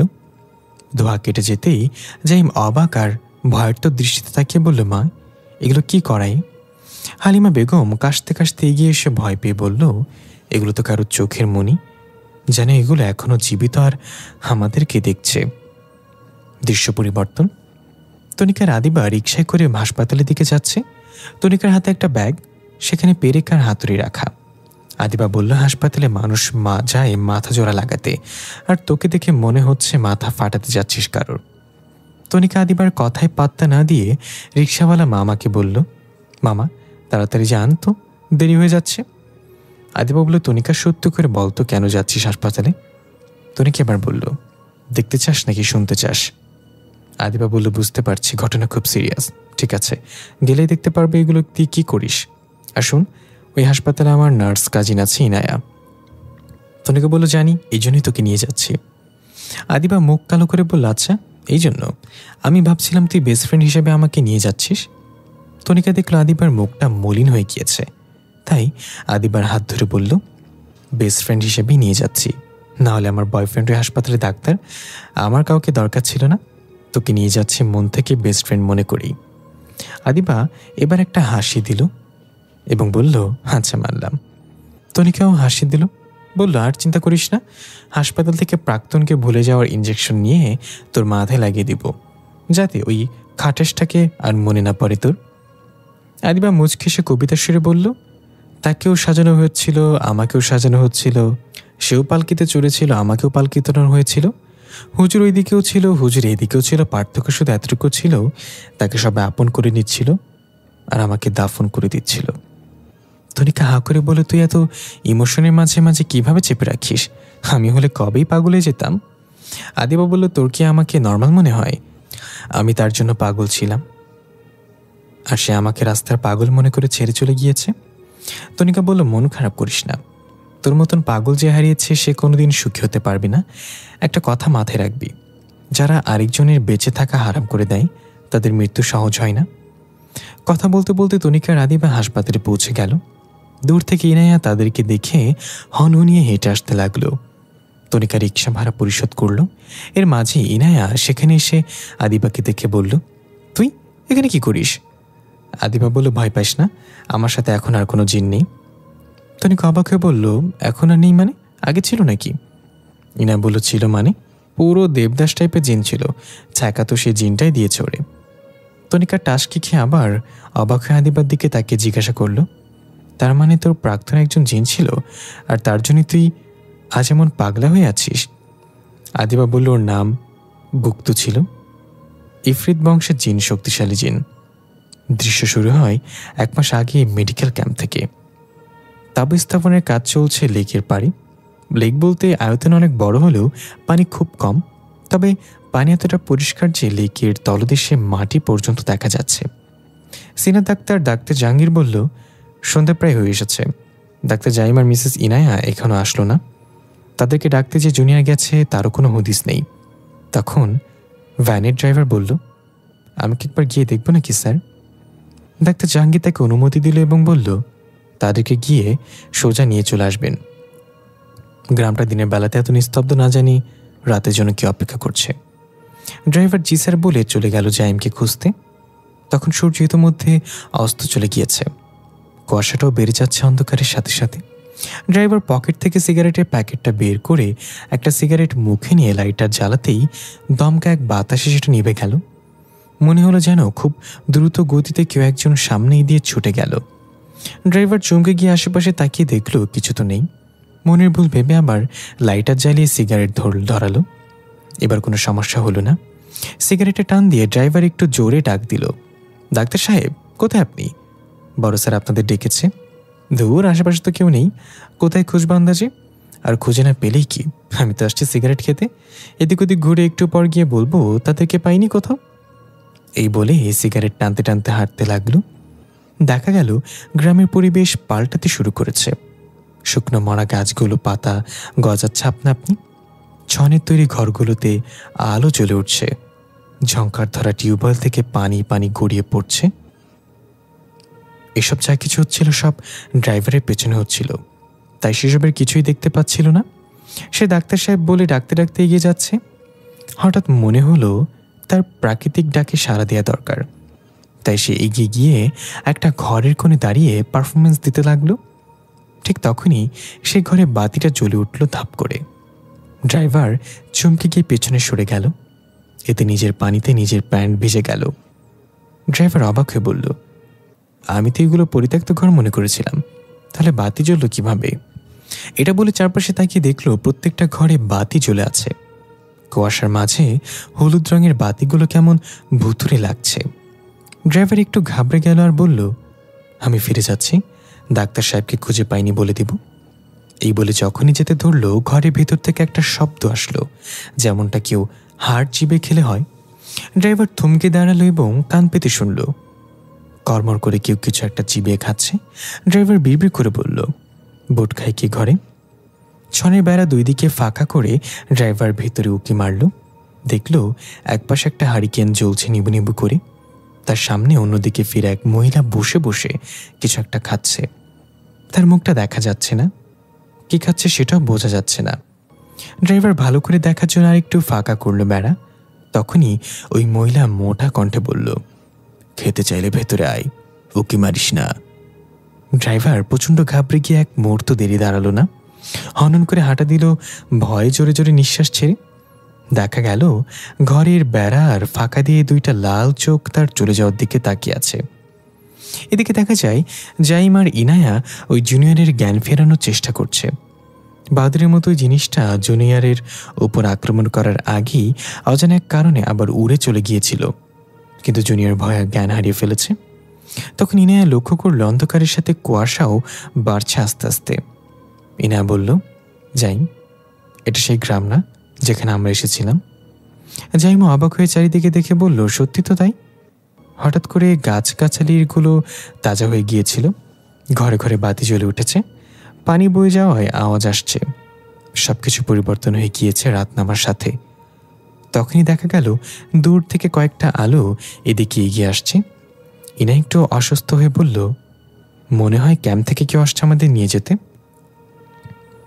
কুয়াশা ভেদ করে সে আলো যত এগিয়ে আসছে, জাইম আর ইনায়া অবাক হয়ে দেখে কয়েকজন কৃষক কাঁধে লাঙল আর গরু নিয়ে হারিকেন হাতে করে আসছে। জাইম আর ইনায়া এক অপরের দিকে তাকিয়ে বলল, এটা কিভাবে সম্ভব? দিনের বেলা তো গ্রামে কোনো মানুষ ছিল না। তারা কাছাকাছি এসে জাইমদের এভাবে বসে থাকতে দেখে থামল এবং জিজ্ঞাসা করল, কার আপনারা? জাইম সালাম দিল এবং বলল, আমরা শহর থেকে এসেছিলাম। আমি একজন ডাক্তার, এই গ্রামের মানুষদের বিনামূল্যে চিকিৎসা সেবা দেওয়ার জন্য। কিন্তু জাইমের কথা শেষ না হতে এক কৃষক বলল, আপনারা ভুল জায়গায় এসেছেন সাহেব। এই গ্রামে কারোর কোনো রোগ নেই, আমরা কখনো অসুস্থ হই না। আমাদের ঔষধ এই গ্রামের বাতাস। না জেনে না বুঝে এসে যেহেতু পড়েছিলেন, উচিত ছিল সন্ধ্যা নামার আগেই বিদায় নেয়া। এখান থেকে গিয়ে ভুল করেছেন। এই বলে জাইমকে কিছু বলার সুযোগ না দিয়ে তারা চলে গেল। গরুগুলো দেখে মনে হচ্ছিল যেন তাদের পা মাটি স্পর্শ করছে না, উড়ে উড়ে চলছে। চোখের ভুল ভেবে জাইম ইনায়ের দিকে তাকিয়ে দেখল সে খুব ঘাবড়ে আছে। ইনায়া রেগে কান্না কান্না ভাব করে বলল, আমি বলছিলাম ফিরে যাই তখনই। এখন কোন বিপদে পড়েছে আল্লাহ ভালো জানেন। এর মাঝে জুনিয়রের জ্ঞান ফিরে এলো। ধরফর করে উঠে চিৎকার করে বলল, আমাকে মেরো না, আমাকে আমাকে মেরো না। জাইম ধমক দিয়ে বলল, শান্ত হও, কেউ মারবে না তোমাকে। জুনিয়র এদিক ওদিক দেখে ঘাবড়ানো কণ্ঠে বলল, ব্যাটম্যান ছিল না ওটা, তাই না? জাইম ওই দিকে তাকিয়ে বলতে যাবে, দেখ ওই লোকটা। দেখা গেল সেখানে কেউ নেই। জুনিয়র বলল, আইলা, মুনলাইটও দাও। ইয়ানা জিজ্ঞাসা করলো, মুনলাইট মানে? জাইম দাঁত কটমট করে বলল, বাদ দে, সে হলিউডে আছে, চল যাওয়া যাক। এই গ্রামের কেউ হয়তো চাই না আমরা এখানে থাকি, কেউ আমাদের সাথে কথাই বলে না। কাল সকাল সকাল চলে যাব শহরে। তিনজন হেঁটে চলে যাচ্ছিলাম। জাইমের কোমরে চাবির ছড়াটা দুল খাচ্ছে। দেখা গেল বাজারের সবাই রহস্যময় দৃষ্টিতে তাদের চলে যাওয়ার দিকে তাকিয়ে আছে। ওই দোকানদারির মুখে ভয়ানক এক হাসি। দৃশ্য ফিরে আসে বর্তমানে। কিরে, কি করছিস তুই? আমাকে বল, এভাবে পুরো ঘর তছনছ করার মানে কি? হালিমা বেগম হাহুতাশ করে কথাগুলো বলছিল। দেখা গেল জাইম তার রুম তন্ন চন্ন করে কিছুটা খুঁজছে। বিছানা চাদর থেকে শুরু করে ওয়ার্ড্রোপের ড্রয়ারগুলো ছড়িয়ে ছিটে পড়ে আছে চারিদিকে। হালিমা বেগম তেরে গিয়ে জাইমকে থামিয়ে বলল, পাগলামি কেন করছিস? কি হয়েছে? এগুলো এলোমেলো করে কি খুঁজছিস বল আমাকে। জাইম রাগান্বিত কণ্ঠে বলল, একটা চাবির ছড়া।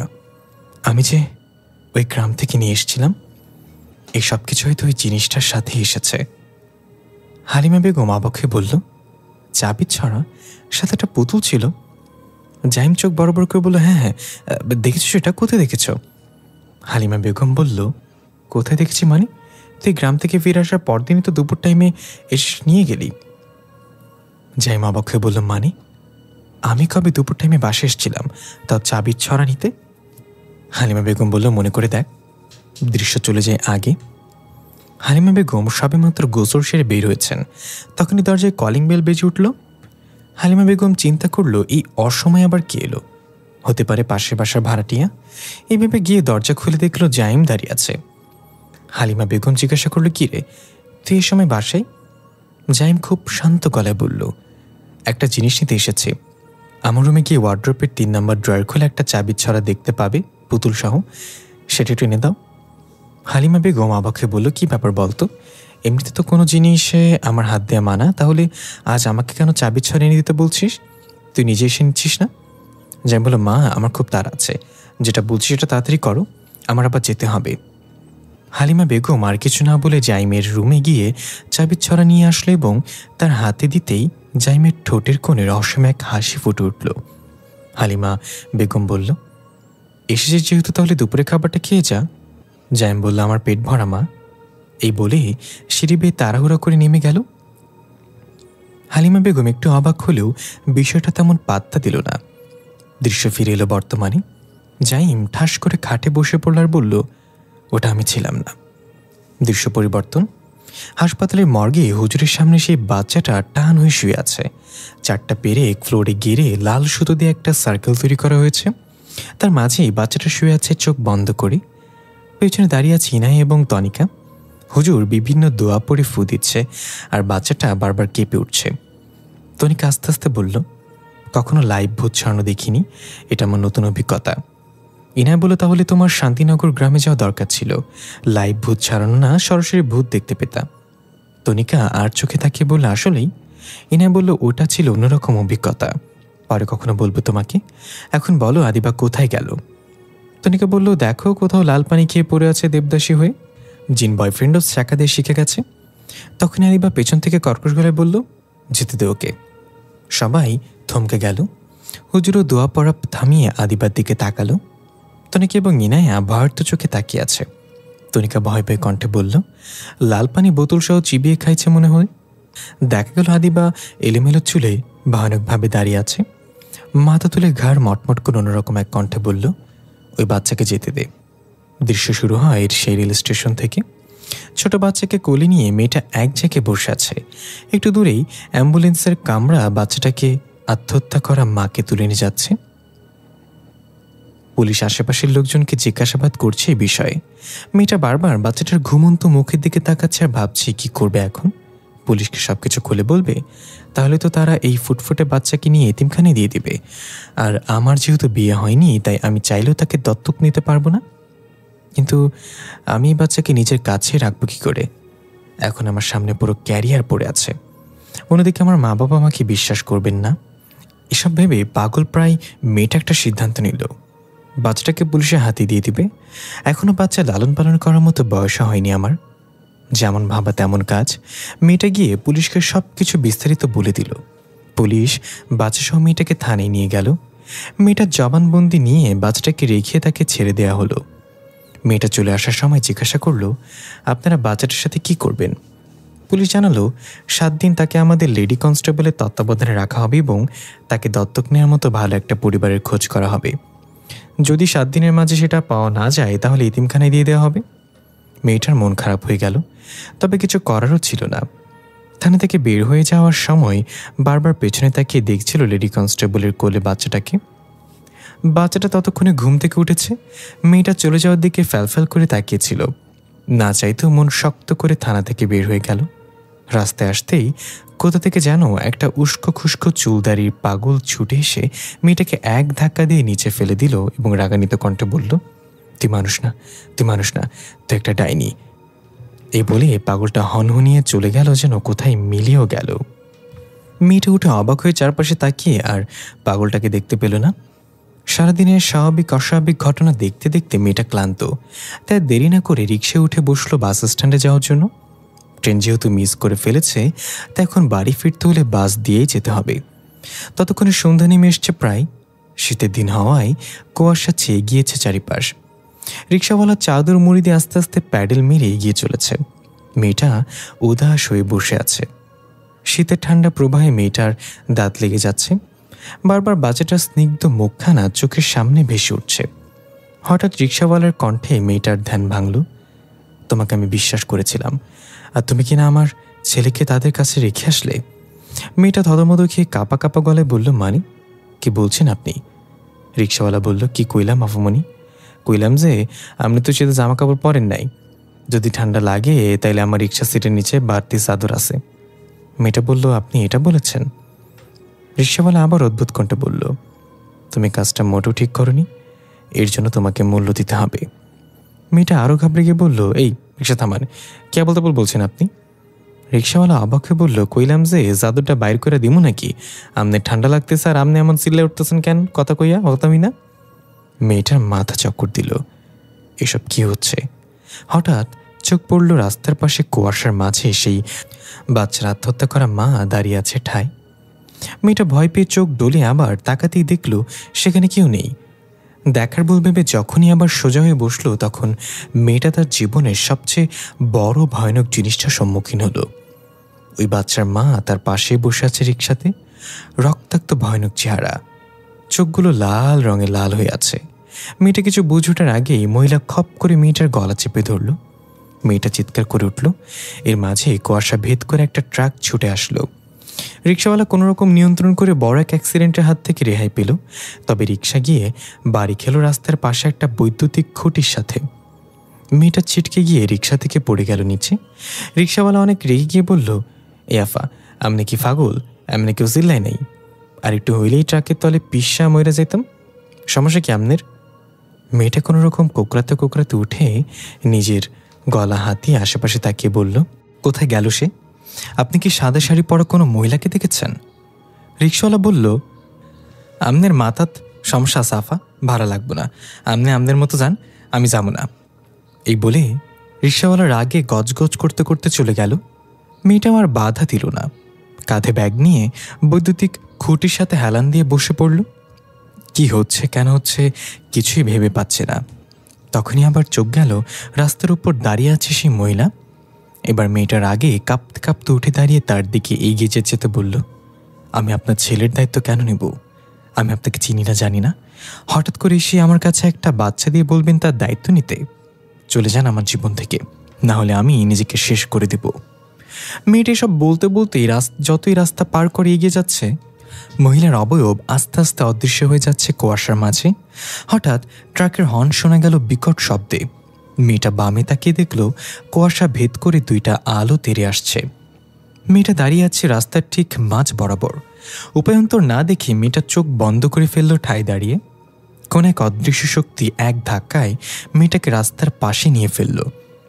ট্রাক চলে গেল শো শো করে। মেয়েটা মাথায় হাতে আঘাত পেয়ে নিচে পড়ে কোকড়াতে লাগলো। হঠাৎ মেয়েটার কানে ফিসফিস করে বাতাসের মতো কেউ বলল, এবার বাঁচিয়ে দিলাম আমার ছেলের জন্য, যাও তাকে তোমার কাছে নিয়ে আসো, সে কান্না করছে।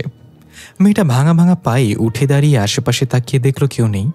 হতাশ হয়ে কান্না করে দিল এবং বলল, এ কোন বিপদে আমাকে ফেলে দিল আল্লাহ। এই বলে রাস্তায় এগিয়ে গিয়ে একটা রিক্সা নিল আর বলল, থানায় চলেন। পরের দৃশ্যে দেখা যায় মেয়েটা থানার সামনে এসে পৌঁছেছে। ভেতর থেকে বাচ্চাটার কান্নার আওয়াজ ভেসে আসছে। মেয়েটা রিক্সা ভাড়া মিটিয়ে একটু তাড়াহুড়ো করে ভেতরে চলে আসলো। কেন জানি বাচ্চাটার কান্না শুনে মনের ভেতর উথাল পাতাল শুরু হয়েছে। ভেতরে গিয়ে যেই দৃশ্য দেখল তাতে মেয়েটার মন ভেঙে চুরমার হয়ে গেল। রাগে যেন চেহারা ফেটে পড়ল। দেখা গেল বাচ্চাটা এই ঠান্ডার মাঝে ফ্লোরে শুয়ে কান্না করছে, আর পুলিশরা তাদের খোশ গল্পে হাসি হাসিতে ব্যস্ত। কারো কোনো ধ্যান নেই বাচ্চাটা ঠান্ডায় কষ্ট পাচ্ছে। মেয়েটা এটা দেখে তাড়াতাড়ি গিয়ে বাচ্চাটাকে কোলে নিয়ে চিৎকার করে বলল, আপনার কি মানুষ নাকি জানোয়ার? একটা দুধের বাচ্চাকে এভাবে ফ্লোরে ফেলে অমানুষদের মতো হাসাহাসি করছেন। লেডি কনস্টেবল তেড়ে এসে মেয়েটার গালে কষে একটা চড় লাগিয়ে বলল, তোর কাছ থেকে শিখতে হবে আমাদের কি করতে হবে। আর এসব বাচ্চার জায়গা ফ্লোরেই হয়। মা হয়তো নষ্টামি করে বাচ্চা জন্ম দিয়েছে, এখন বাচ্চার বাবা খুঁজে পাচ্ছে না, তাই নিজে আত্মহত্যা করে এটাকে রেখে গেছে। এই কথা শুনে মেয়েটার যেন মাথা পুরো নষ্ট হয়ে গেল। মেয়েটা নিজেও জানে না একজন অপরিচিত মহিলার সম্পর্কে এমন কুরুচিপূর্ণ কথাবার্তা শুনে মেয়েটার কেন রাগ হচ্ছে। মেয়েটা এক হাতে বাচ্চাটাকে কোলে নিয়ে অন্য হাত দিয়ে লেডি কনস্টেবলকে উল্টো চড় দিয়ে ছিটকে ফেলে দিল নিচে। এই দেখে অন্যান্য পুলিশরা রেগে মেগে তেড়ে আসতে লাগলো। লেডি কনস্টেবল উঠে গালে হাত দিয়ে বলল, তোর এত বড় সাহস, পুলিশের গায়ে হাত দিয়েছিস, আজকে তোর ওই হাত আমি কেটে ফেলবো। কয়েকজন পুলিশ মিলে যখন মেয়েটার দিকে তেড়ে আসলো তখন মেয়েটা ঘাবড়ে গিয়ে থানা থেকে বের হয়ে যাওয়ার জন্য দৌড় দিল। তখনই আপনা আপনি থানার দরজাটা ধাপ করে বন্ধ হয়ে গেল। মেয়েটার শরীরে ঠান্ডা একটা বাতাস এসে লাগলো। সাথে সাথে মেয়েটার কোলে বাচ্চাটা খিলখিল করে হেসে উঠল কান্না থামিয়ে। মেয়েটা মাথা নিচু করে এক জায়গায় দাঁড়িয়ে রইল। ওই লেডি কনস্টেবল এসে যখনই মেয়েটাকে আঘাত করতে যাবে তখনই মেয়েটা মাথা তুলে চোখ মেলে তাকালো। লেডি কনস্টেবল ভয়ে পেছনের দিকে পড়ে গেল। পরবর্তী দৃশ্যে দেখা যায় থানার দরজা একা একাই খুলে গেল। মেয়েটা বাচ্চাটাকে কোলে নিয়ে বের হয়ে যাচ্ছে। থানার ভিতর সব কিছু ভেঙে চুরমার। পুলিশগুলো আহত হয়ে ফ্লোরে পড়ে কাতরাচ্ছে। লেডি কনস্টেবলের হাতটা ভেঙে উল্টো হয়ে গেছে। থানা থেকে বের হয়ে মেয়েটা সোজা বাস স্ট্যান্ডে চলে গেলাম বাচ্চাটাকে নিয়ে। কাউন্টার থেকে টিকিট নিয়ে দোকান থেকে বাচ্চার জন্য দুধ কিনে বাসে চড়ে দেখলো সব সিটে মানুষ বসে আছে। শুধু একটা সিটে একটা মহিলা মুখে রুমাল দিয়ে ঢেকে হেলান দিয়ে শুয়ে আছে। মেয়েটা ওই মহিলার পাশের সিটে বসে পড়ল খালি সিটটাতে। এরপর বাচ্চাটাকে দুধ পান করাতে করাতে পাশে তাকিয়ে দেখল মহিলা এখনও একইভাবে মুখে রুমাল দিয়ে শুয়ে আছে। কিছুটা অদ্ভুত আর অস্বস্তি ফিল হলেও মেয়েটা তেমন পাত্তা দিল না। দুধ পান করে বাচ্চাটা ঘুমিয়ে গেল। ততক্ষণে বাস রওনা দিয়েছে গন্তব্যে। মেয়েটার চোখ লেগে আসছে। হালকা তন্দ্রা ভাব হয়ে যার ঘাড় কাত করে পাশের সিটে মহিলার কাঁধে পড়তে যাবে মেয়েটা ধরপড় করে উঠে গেল তন্দ্রা থেকে। অবাক হয়ে দেখল পাশের সিটে কেউ নেই। আরে ওই মহিলা কোথায় গেল এই চলতি বাস থেকে? আর তার যদি যেতেও হয় তাহলে আমাকে ডিঙিয়ে বা আমাকে সরিয়ে যেতে হবে, কারণ সে বসেছিল জানালার পাশে। কন্ডাক্টরকে ডাক দিতেই যাবে তখনই চোখে পড়ল ওই সিটে একটা কাগজ পড়ে আছে। মেয়েটা কাগজটা হাতে নিয়ে সেটার ভাঁজ খুলে দেখল সেখানে লেখা আছে, আমার বিদায় নেওয়ার সময় হয়েছে। আমার ছেলেকে তোমার নিকট আমানত রেখে গেলাম। তুমি চাইলে তাকে নিজের কাছে রেখে দিতে পারো অথবা বাক্সে থাকা ঠিকানায় পৌঁছে দিতে পারো। ভালো থেকো হালিমা। শুধু এইটুকু লেখা সেখানে। মেয়েটা ভয় এবং অবাক হয়ে কন্ডাক্টরকে ডাক দিয়ে জিজ্ঞাসা করল, আমার পাশের সিটে যে মহিলা ছিল সে কোথায় নেমেছে? কন্ডাক্টর অবাক হয়ে বলল, কি বলেন আপা, এখানে তো কেউ ছিল না, আপনি নিজেই তো 2 সিটের টিকিট কাটলেন। মেয়েটা হতবাক হয়ে ব্যাগ হাতিয়ে হাতিয়ে সত্যি সত্যি 2টা টিকিট পেল। আর কোনো কথা বের হলো না মুখ দিয়ে। কি থেকে কি হয়ে গেল মেয়েটা নিজেও বুঝতে পারছে না। মেয়েটা ব্যাগের টিকিটগুলো রাখতে গিয়ে হাত লাগলো সেই বাক্সে।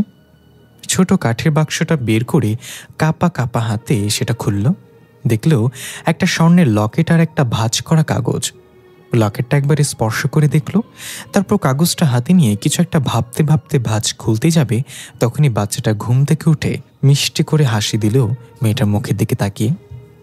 ওই হাসিতে কি মেশানো ছিল মেয়েটা উপলব্ধি করতে পারল না, কিন্তু মেয়েটার মন পানির মতো গলে গিয়ে বাচ্চাটার প্রতি অদ্ভুত এক মায়া সৃষ্টি হলো। মেয়েটা কাগজের ভাঁজ না খুলে সেটা আবার বাক্সে রেখে দিল, তারপর বাক্সটা ব্যাগে রেখে দিল। এরপর বাচ্চাটার সাথে হাসি মুখে খেলতে লাগলো। আঙ্গুল দিয়ে বাচ্চাটার নাকে, গালে এবং ঠোঁটে চুং টুং করে টোকা দিতে দিতে বলল, ব্যাকগ্রাউন্ডে মেয়েটার কণ্ঠ শোনা যায়, তোমার জন্য আমি আমার সব স্বপ্ন আজ দাফন করলাম। তোমাকে ঘিরে হবে আমার পুরো পৃথিবী। তোমাকে আমি অন্য কারো হাতে তুলে দিব না। আজ থেকে আমি তোমার মা, তুমি আমার কলিজার টুকরা ছেলে। দৃশ্য ফিরে আসে বর্তমানে। হালিমা বেগম আলমারি থেকে বাক্সটা বের করে খাটে বসে আস্তে আস্তে সেটা খুলল। কাগজের ভাঁজটা এখনও সেভাবেই আছে, বহু বছর আগে যেভাবে ছিল। ধীরে ধীরে ভাঁজ খুলে চোখ বড় করে তাকিয়ে রইল। কাঁপতে কাঁপতে হাত থেকে কাগজটা পড়ে গেল। ফ্যানের বাতাসে কাগজটা উড়ে দরজা দিয়ে বাইরে চলে গেল। হালিমা বেগমের পুরো শরীর কাঁপছে, চোখে মুখে বিস্ময় আর ভয়ের ছাপ। অবাক কণ্ঠে বলে উঠল, এটা কিভাবে সম্ভব? দৃশ্য পরিবর্তন। জাইম হাসপাতালে এসে সোজা চলে গেল মর্গে। গিয়ে দেখলো আদিবা বাইরে দাঁড়িয়ে আছে। জাইম জিজ্ঞাসা করলো, এই মেয়ে এখানে কি করছো? কে তুমি? আদিবা খুব সাবলীলভাবে বলল, আমি তনিকার ফ্রেন্ড আর ইয়ানার কাজিন। আপনি নিশ্চয়ই ডাক্তার জাইম? জাইম বলল, হ্যাঁ। তানিকার ইনায়া কোথায়? আদিবা ইশারা করে বলল, ভেতরে। জাইম আর কিছু না বলে ভেতরে চলে গেল। দেখতে পেল হুজুর এই বাচ্চার চিকিৎসা করছে পেরেক দিয়ে করা সার্কেলের মাঝে শুয়ে। তনিকার ইনায়া দাঁড়িয়ে আছে পাশেই। জাইম গিয়ে পেছন থেকে বলল, কিরে, কাজ কত দূর হলো? দুজনেই চমকে উঠল। তনিকা ধমক দিয়ে বলল, এভাবে কেউ হঠাৎ করে পেছন থেকে আওয়াজ দেয় নাকি? জাইম বলল, এ তো ভয় পেলে চলবে নাকি, আমার মতো সাহসী হতে শেখ। হুজুর কিছু কি জানতে পারলেন? হুজুর বলল, আমার জিনদেরকে কাজে পাঠিয়েছে আমরা। তারা এই বাচ্চার সাথে থাকা জিনের পিছু করছে। সে কোথা থেকে এসছে, তার সেই উদ্দেশ্য কি, সব জানতে পারবো খুব শীঘ্রই। তখনই বাচ্চাটা ঘাড় ঘুরিয়ে জাইমের দিকে তাকিয়ে রহস্যময় এক হাসি দিয়ে বলল, তোমাকে সেখানে যেতে হবে, তোমার জন্য সকল আয়োজন করা হয়েছে। জাইম একটু ঘাবড়ে গিয়ে বলল, হুজুর সে কোন বিষয়ে কথা বলছে? ইনায়া বলল, হতে পারে আপনার বিয়ের আয়োজন করা হয়েছে, তাকে পাঠানো হয়েছে দাওয়াত দিতে। জাইম বলল, চুপ করেন মিস ইনায়া, এখানে মজা চলছে না। একটা সিরিয়াস মুহূর্তে এসব লেইম ফান করা মানায় না। বাচ্চাটা খিলখিল করে হেসে উঠল। জাইম রাগান্বিত কণ্ঠে বলল, তুই হাসছিস কেন? এখানে কি বিয়ে লেগেছে কারোর? তখনই হঠাৎ ওয়াশরুম থেকে দরজা বাইরের সাথে একটা মেয়ে কণ্ঠ ভেসে আসলো।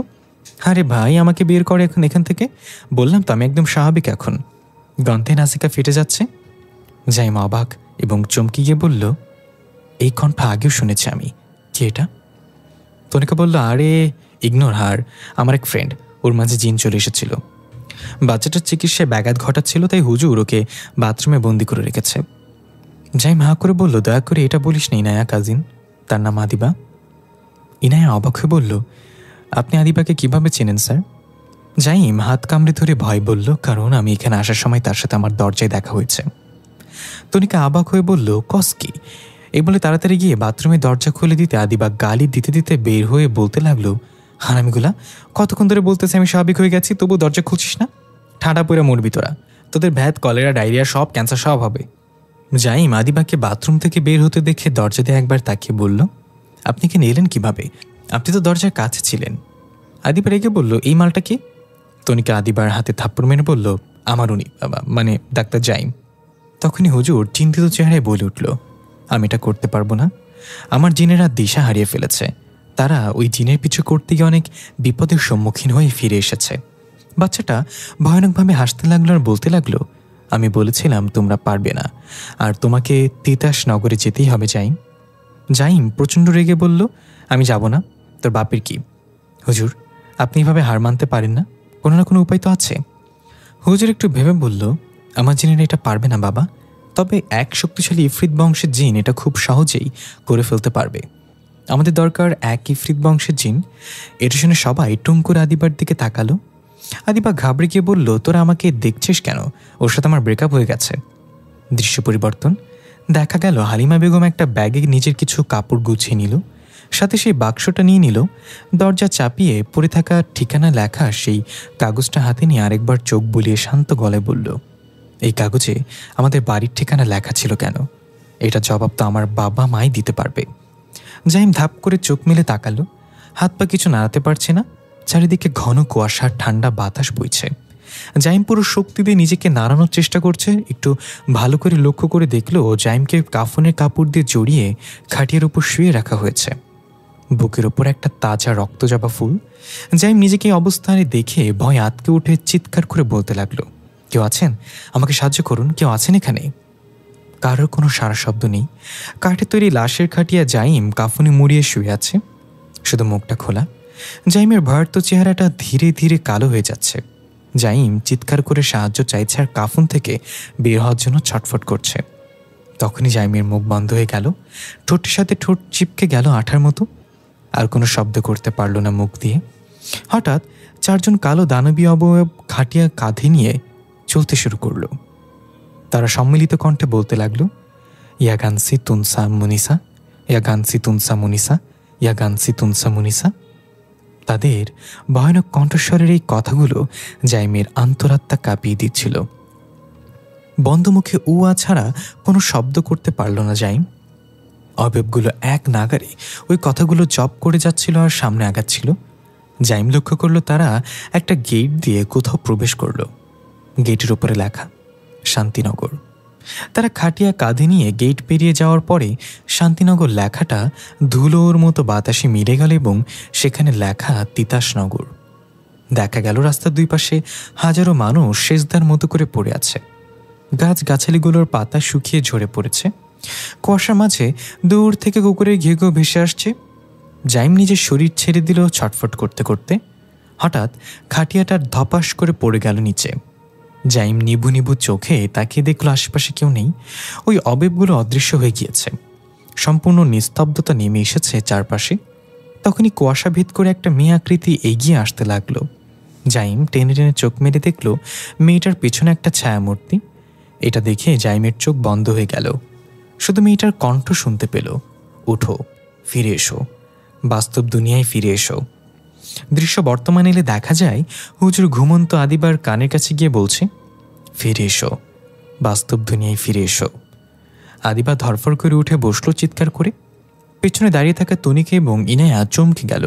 হুজুর তাড়াতাড়ি করে আদিবার মাথায় পানি ছিটিয়ে দিয়ে বলল, শান্ত হও, সব ঠিক আছে। আদিবা ঘাবড়ানো কণ্ঠে বলল, আমি দেখেছি ওই গ্রাম, সেখানে জাইমও ছিল, তাকে আমি কাফনে মোড়ানো অবস্থায় পেয়েছি। তনিকা ভয় পেয়ে বলল, আর কি দেখেছিস তুই? আদিবা বলল, 4টা দানবীয় অবয়ব, একটা গ্রামে প্রবেশ করার গেট আর হাজারো মানুষ। হুজুর জিজ্ঞাসা করলো, আমি জানতাম এটা একমাত্র ইউফ্রিত যিনি করতে পারবে। সে তোমাকে সাহায্য করেছে, কিন্তু গ্রামের নাম কি ছিল? আদিবা একটু চোখ বন্ধ করে মনে করতে লাগলো। তারপর চোখ বন্ধ রেখে বলল, 2টা নাম ছিল। প্রথমে লেখা ছিল শান্তিনগর, সেটা ধুলোর মতো বাতাসে মিলে যাওয়ার পর সেখানে তিতাসনগর নাম ভেসে উঠেছিল। ইনায়া অবাক হয়ে এগিয়ে এসে বলল, শান্তিনগর? হ্যাঁ, আমার তো 1 মাস আগে গিয়েছিলাম এই গ্রামে। তাহলে এই তিতাসনগরের কাহিনী কি? তখনই দরজার কাছে থেকে দারাজ কণ্ঠে কেউ একজন বলল, শান্তিনগরই হলো তিতাসনগর। সময়ের সাথে এই গ্রামের নাম তিতাসনগর পরিবর্তন করে শান্তিনগর রাখা হয়েছে। সবাই একসাথে দরজার দিকে তাকালো। দেখা গেল গাট্টা গোট্টা উঁচা লম্বা এক সুদর্শন ছেলে দাঁড়িয়ে আছে। মাথা চুল থেকে যেন পানি ঝরে পড়ছে। আদিবা ঘাড় কাত করে অবাক হয়ে বলল, গুপ্ত। ইনায়া আর তনিকাও বেশ অবাক হয়ে বলল, গুপ্ত মানে তো সে আশিক। গুপ্ত দাঁত খোঁচাতে খোঁচাতে গিয়ে সে তনিকা আর ইনায়ার সামনে দাঁড়িয়ে অদ্ভুতভাবে একটু তাকাল এবং বলল, সাইড প্লিজ লেডিস। তনিকার ইনায়া দুদিকে সরে গেল। গুপ্ত এগিয়ে গিয়ে আদিবার সামনে দাঁড়ালো। আদিবা হা করে তাকিয়ে হাত বাড়িয়ে দিল। গুপ্ত আদিবার দিকে হাত বাড়িয়ে দিল। তনিকার ইনায়া পেছনে দাঁড়িয়ে বলছে, ওয়াও, হাউ রোম্যান্টিক। তখনই ঠাস করে শব্দ হলো। গুপ্তু আদিবার গালে থাপ্পড় মেরে বলল, আমাকে কেন ডেকেছ? আদিবা গালে হাত দিয়ে ভ্যাক করে কান্না করে দিয়ে বলল, আমি ডাকিনি, ওই হুজুর বেটা আমাকে ডাকতে বাধ্য করেছে। গুপ্ত জিবায় কামড় দিয়ে বলল, উপস, ভুলে গেছে। এ বলে আরেকটা থাপ্পড় মারল আদিবার গালে। আদিবা এবার 2 গালে হাত দিয়ে আরও জোরে কান্না করতে করতে বলল, আমি ভাবছি সরি বলবা। গুপ্ত বলল, একটা থাপ্পড় মারলে বিয়ে হয় না। আর হ্যাঁ হুজুর, আমাকে কেন ডেকে পাঠানো আদিবার সাহায্যে? হুজুর খুব শান্ত গলায় বলল, এক রহস্য বেড়াচালে আটকে পড়েছে আমরা। একটা বাচ্চা যাকে আমি কিছু সময়ের জন্য তো শান্ত করেছি আপাতত, কিন্তু তার মাঝে আছে তার উদ্দেশ্য কি, কেন এসেছে সেটা জানতে পারিনি। তুমি যদি এই বিষয়ে আমাদেরকে সাহায্য করো তাহলে তোমার প্রতি কৃতজ্ঞ থাকব। গুপ্ত কিছু একটা ভেবে বলল, হ্যাঁ আমি গিয়েছিলাম সেখানে। ওই গ্রামে রহস্য উন্মোচন করা মৃত্যু ডেকে আনার সমান। তবে দুঃখের সাথে বলতে হচ্ছে আমি আপনাদের কোনো সাহায্য করতে পারবো না। হুজুর হতাশ হয়ে বলল, একমাত্র সাহায্য করার মতো তুমিই ছিলে, এখন তুমিও পিছু হাঁটে গেলে আমার আর কিছু করার থাকবে না। এই বলে হুজুর চলে গেল। তনিকে এগিয়ে এসে হাত জোর করে বলল, প্লিজ আমাদের সাহায্য করুন, এর সাথে হয়তো আমার প্রিয় মানুষটার জীবন জড়িত। গুপ্ত বলল, দেখুন মিস লেডি, এখানে আমার নিজেরও জীবনের প্রশ্ন, আর আমি এতটাও মহান না যে কারোর জন্য নিজের জীবন বিপদে ফেলব, তাই না আদিবা? আদিবা বলল, তুমি যে স্বার্থপর সেটা নতুন কি? তনিকা চল যাই, আমরা অন্য কোনো উপায় খুঁজে বের করব, ওরা কিভাবে বুঝবে অন্যর কষ্ট। এই বলে তনিকা ইনায়া বেরিয়ে গেল সেখান থেকে। আদিবা একটু গিয়ে আবার ফিরে এসে গুপ্তর চোখে চোখ রেখে বলল, জানো আমি জীবনে 3টা ভুল করেছি। 1, ভালোবেসেছি, 2, তোমাকে ভালোবেসেছি, আর 3, নিজের থেকেও বেশি ভালোবেসেছি। এই ভুলের মাসুল আমাকে আজ বাচ্চা মরার মাঝখানে এনে ফেলে রেখেছে। গুপ্ত কিছু না বলে চুপ করে আদিবার কথা শুনছে। আদিবার চোখের কোণে ছোট ছোট অশ্রুবিন্দু জমা বেঁধেছে। কান্নায় ভেঙে পড়ে আদিবা গুপ্তর বুকে মাথা রেখে বলল, আমার মনে অনেক কষ্ট, আর সবচেয়ে বড় কষ্ট যে আমাকে এত কষ্ট দিল সে আমার মনেই থাকে। গুপ্ত এবার আদিবার মাথায় হাত রেখে বলল, আমার আর কোনো পথ ছিল না আদিবা, যা করেছে বাধ্য হয়ে করতে হয়েছিল। আদিবার চোখের পানি মুছে চলে যেতে যেতে বলল, আমি তোমার কোনো বাহানা শুনতে চাই না। থাকতে চাইলে 1000 বাহানার ভিড়ে একটা বাহানাই যথেষ্ট আর থেকে যাওয়ার জন্য। দৃশ্য পরিবর্তন। ওই বাচ্চাটা হাসপাতালে বেডে শুয়ে আছে। তার হাত পা শক্ত করে বেডের সাথে বেঁধে রাখা হয়েছে। জাইম তার হাতে স্যালাইন লাগিয়ে দিল, ক্ষতস্থানগুলিতে ব্যান্ডেজ করে দিল। এর মাঝে সেখানে ইনায়া এসে বলল, স্যার একটা বড় রহস্য আছে। আসলে শান্তিনগরই হলো তিতাসনগর। এটা শুনে জাইম হকচকি গিয়ে বলল, মানে এটা কিভাবে সম্ভব, আর এটা কে জানালো আপনাকে? ইনায়া বলল, আদিবা গুপ্তর সাহায্যে সেখানে গিয়েছিল এবং এটা জানতে পেরেছে। আর একটা কথা, সেখানে আপনাকেও দেখতে পেয়েছে লাশের খাটিয়ায়।